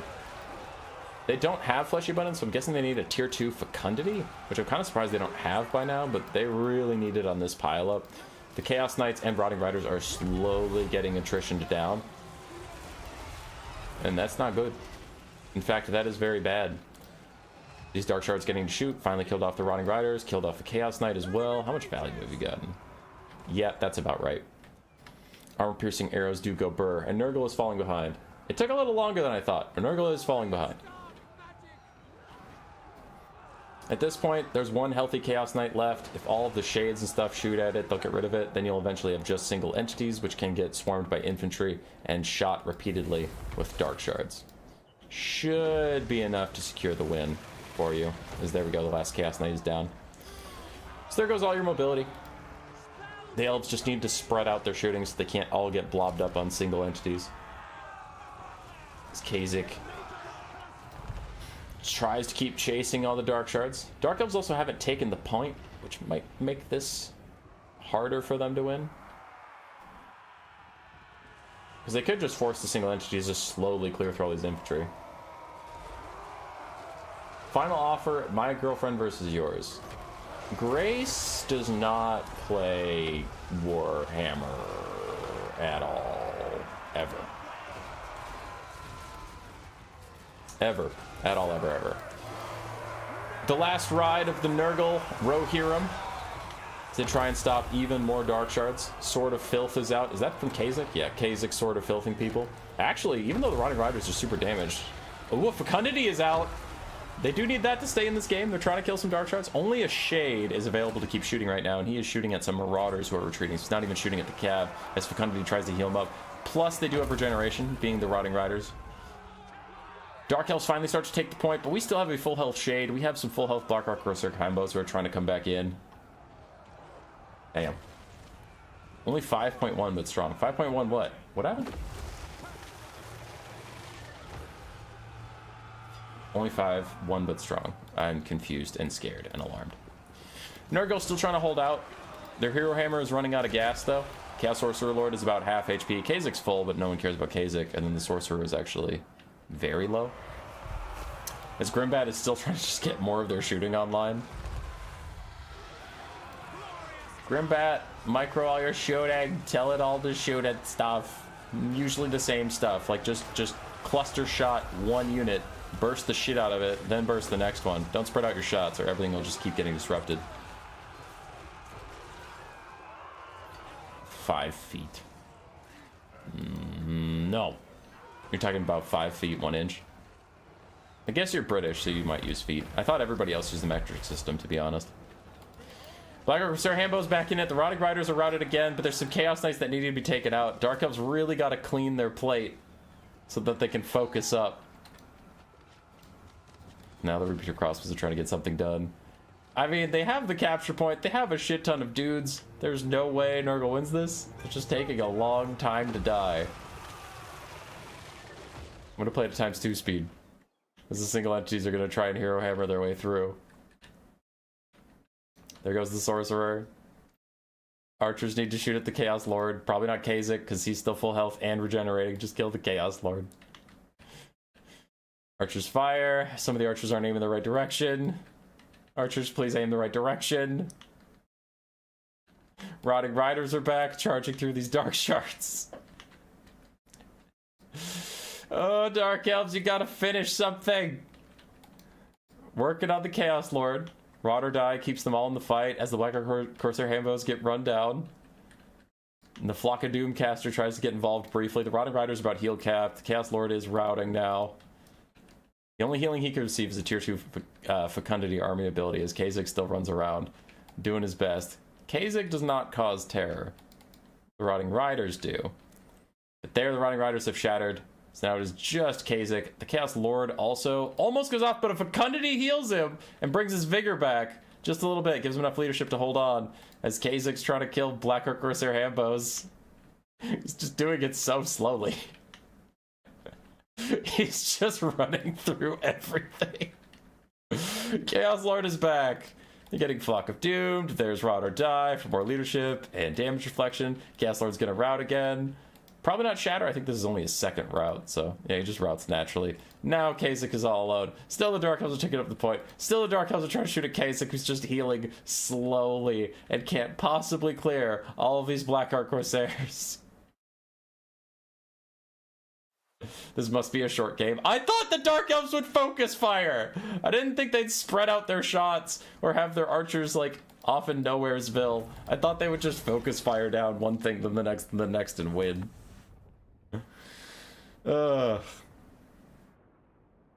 Chaos Knights got into the backline, but they just ran into the issue Nurgle runs into of being a tanky faction because it takes them forever to kill anything.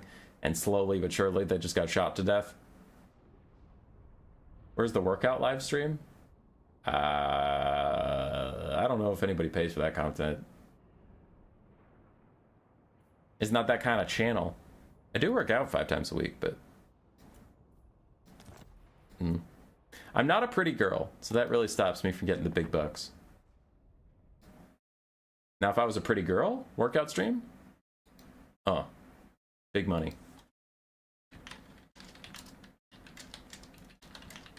Last game of the day is Solmir versus La Luna.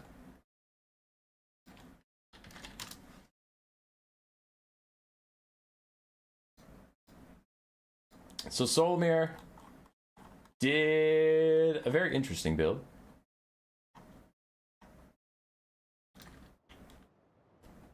It is like no infantry, literally none. Pistoliers, Outriders, Knights of the Black Rose, Demigryph Knights, Grenade Launchers. We do have one Great Cannon, Karl Franz, and a Lifecaster. Okay, so here's how Nurgle can still win. No still winning from Nurgle. On the other side for La Luna, Red Crested Skinks and Skink Cohorts, very skinky frontline. And then a bunch of cheap armor-piercing cav, 8 of them total, between Feral Cold Ones, Cold One Spirit Riders, and Cold One Riders. This is much better than the Demons of Chaos game, where now your armor-piercing matters. So Golden Knights are very good into Empire. We have a Ripperdactyl Rider, and Mazda Mundi, with Banishment, Ruination of Cities, Net, and Apotheosis. His net game has got to be on point. He's got to net Empire Knights or Demigryph Knights in situations where Cold One Knights can follow up on them. Like here, this is concerning, because he's netting them, but what's the next step? Cold One Riders are trying to run over. The net's going to last for 15 seconds, so they should be able to get a good charge in. But I think it was a little premature, because now the net's half over and your Cold One Riders aren't even in there yet. Ripperdactyls got soloed out by Franz while a cannon was shooting at them. A little unfortunate, so pretty good start for the Empire here. And now the melee has just started and the net has worn off, so now you could be running away with your Empire Knights if your micro was like literally perfect. Feral Cold Ones will get crushed by Demigryph Knights with Halberds, but they're Feral Cold Ones, so kinda who cares. And the front line fight is happening. Grenade Launchers trying to punish the Cold One Spear Riders. Doesn't do that much damage to cavalry. Reichlin Runefang buffs up the Empire Knights a little bit. Where is Mazda Mundi's spells gonna go? We do have our first Banishment. Don't see Ruination of Cities just yet. And a lot of Lizardman frontline isn't getting engaged in anything because they're just wondering what to do against so much cavalry. What can man do against such reckless cav? Man can spam Cold One Riders. Looks like that's what they're going to try and do. Knights of the Black Rose have incredibly high melee defense. 50 for a cav unit is quite high. Cold One Riders only have 29 melee attack. So they're not going to get too much damage there without Mazda's help. I think we probably need the Ruination of Cities cast out into this blob. It doesn't look to be the case. Cannons are trying to shatter the Ripperdactyls. I think they've routed them twice now, so a third shot should take them out as a regrowth comes for the Demigryph Knights who are chasing down skirmishing units. And I am very concerned already for the Lizardmen. I actually think they're in dire straits. Their infantry are now starting to enter the fight, but it is too late. They've lost too much. As we saw in the game with the Dark Elves, I mean, when you get down to just melee infantry in the late game, yes, the Empire can infinitely kite you. Ruination of Cities looked weird, but it did a little bit of damage to the Outriders. Other Pistoliers running away from Feral Cold Ones, they should be okay. And a cannon is now firing in onto Mazda Mundi to just provide constant, annoying damage for him. Human Upright Man is a woman, but he uses AI. He's very cute in real life. Okay. Court of Sotek is in the fight. Shield the Old Ones, keeping them as safe as they can be. But those, I just hear grenade launchers constantly going burr. We have regular Outriders shooting at Cold One Spear Riders. Poking them down. Getting there, eventually.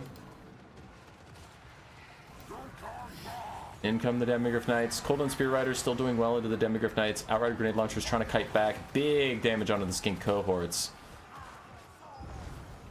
Don't know if it's enough. What was that net cast? I thought I just saw a net. Ah, there it is. Demigryph Knights were trying to opt out, it looks like, of a fight with Cold One Spear Riders, but a net keeps them in place. Knights of the Black Rose, however, are saturating the area a little bit, so it's hard for the Demigryph Knights to actually get caught out by Lizardman Cav. Knights of the Black Rose are just all over the place. Empire has a pretty dominant lead. Their Pistolers and Outrider Grenade Launchers can just continue to kite. Cannon is going to keep poking Mazda, even if Franz doesn't just dive in and kill his ass. There's still a bunch of cavalry left for the Empire, and the Lizardmen are a spent force. It looks like the full Cav kite will win as a banishment shows up on these Demigryphs' heads. A little bit of damage. Just a little bit. It's looking like GG. The Empire kite too strong. If Mazda routes, it's probably going to trigger army losses. He's a lot of the balance power. He still has a decent amount of HP. He's just going to route soon. Outriders, fire! Okay, you're shooting at a shattered unit. Please shoot at Mazda. He's literally right in front of you. Never mind. Don't do that then. Regrowth onto Karl Franz should help out quite a lot as cannons keep trying to hit the big toad, who managed to dodge them, so I guess Mazda got them moves. Now the Demigryph Knights and Knights of the Black Rose get taken out by fighting Colden Riders on top of the Court of Sotek, and the Lizardmen mounting a crazy comeback, and never mind. Karl Franz plus the cannon gonna take out Mazda, and that'll be that. Franz, just take out Mazda. Hey, just Franz, take out Mazda. He's right there. He's right there. Just go jump on him. Cannon's still trying to get damage in. Outriders doing Outrider things, and Ruination of Cities is going to try and kill these guys as Franz is trying to peel for the cannon now. Really good Ruination of Cities. Lots of damage. I mean, it was a bold attempt by the Lizardmen to come back, but I think it's over. Cannon's going to kill Mazda any second, then the Lizardmen's backs will just break. There we go. Not a single Greenskins game. That's true, Thomas. That's true. There also wasn't a Norskin game. Just think about that.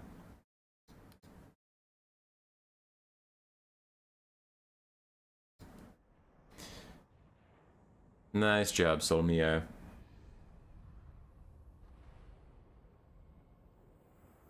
Okay. I guess I'll do... Later in the future, I'll do a fight chat for money thing, and everybody has to pay me. That's a good way to extract funds. Coin is coin. Outriders, still doing okay. Outriders grenade launchers and a cannon, doing amazing. For La Luna, just had a tough matchup.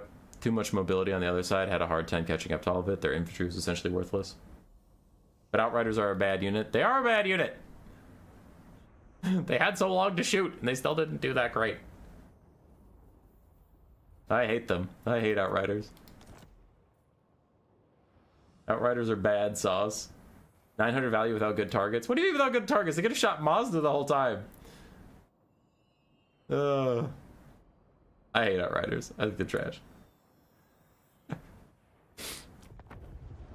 They make me sad. But, yeah. All right, that's all I have for today. I leave you to your own thoughts and your own devices. Have a good day. Or don't. I don't care. I don't care about anything. I suppose I could raid somebody. Who's streaming right now? Redirect to who? Tequila Sunset is still streaming, but is he close to done? Hold on. I don't know. I don't want to send you somewhere if he's like done, but sure, fuck it. Go say hi to Tequila.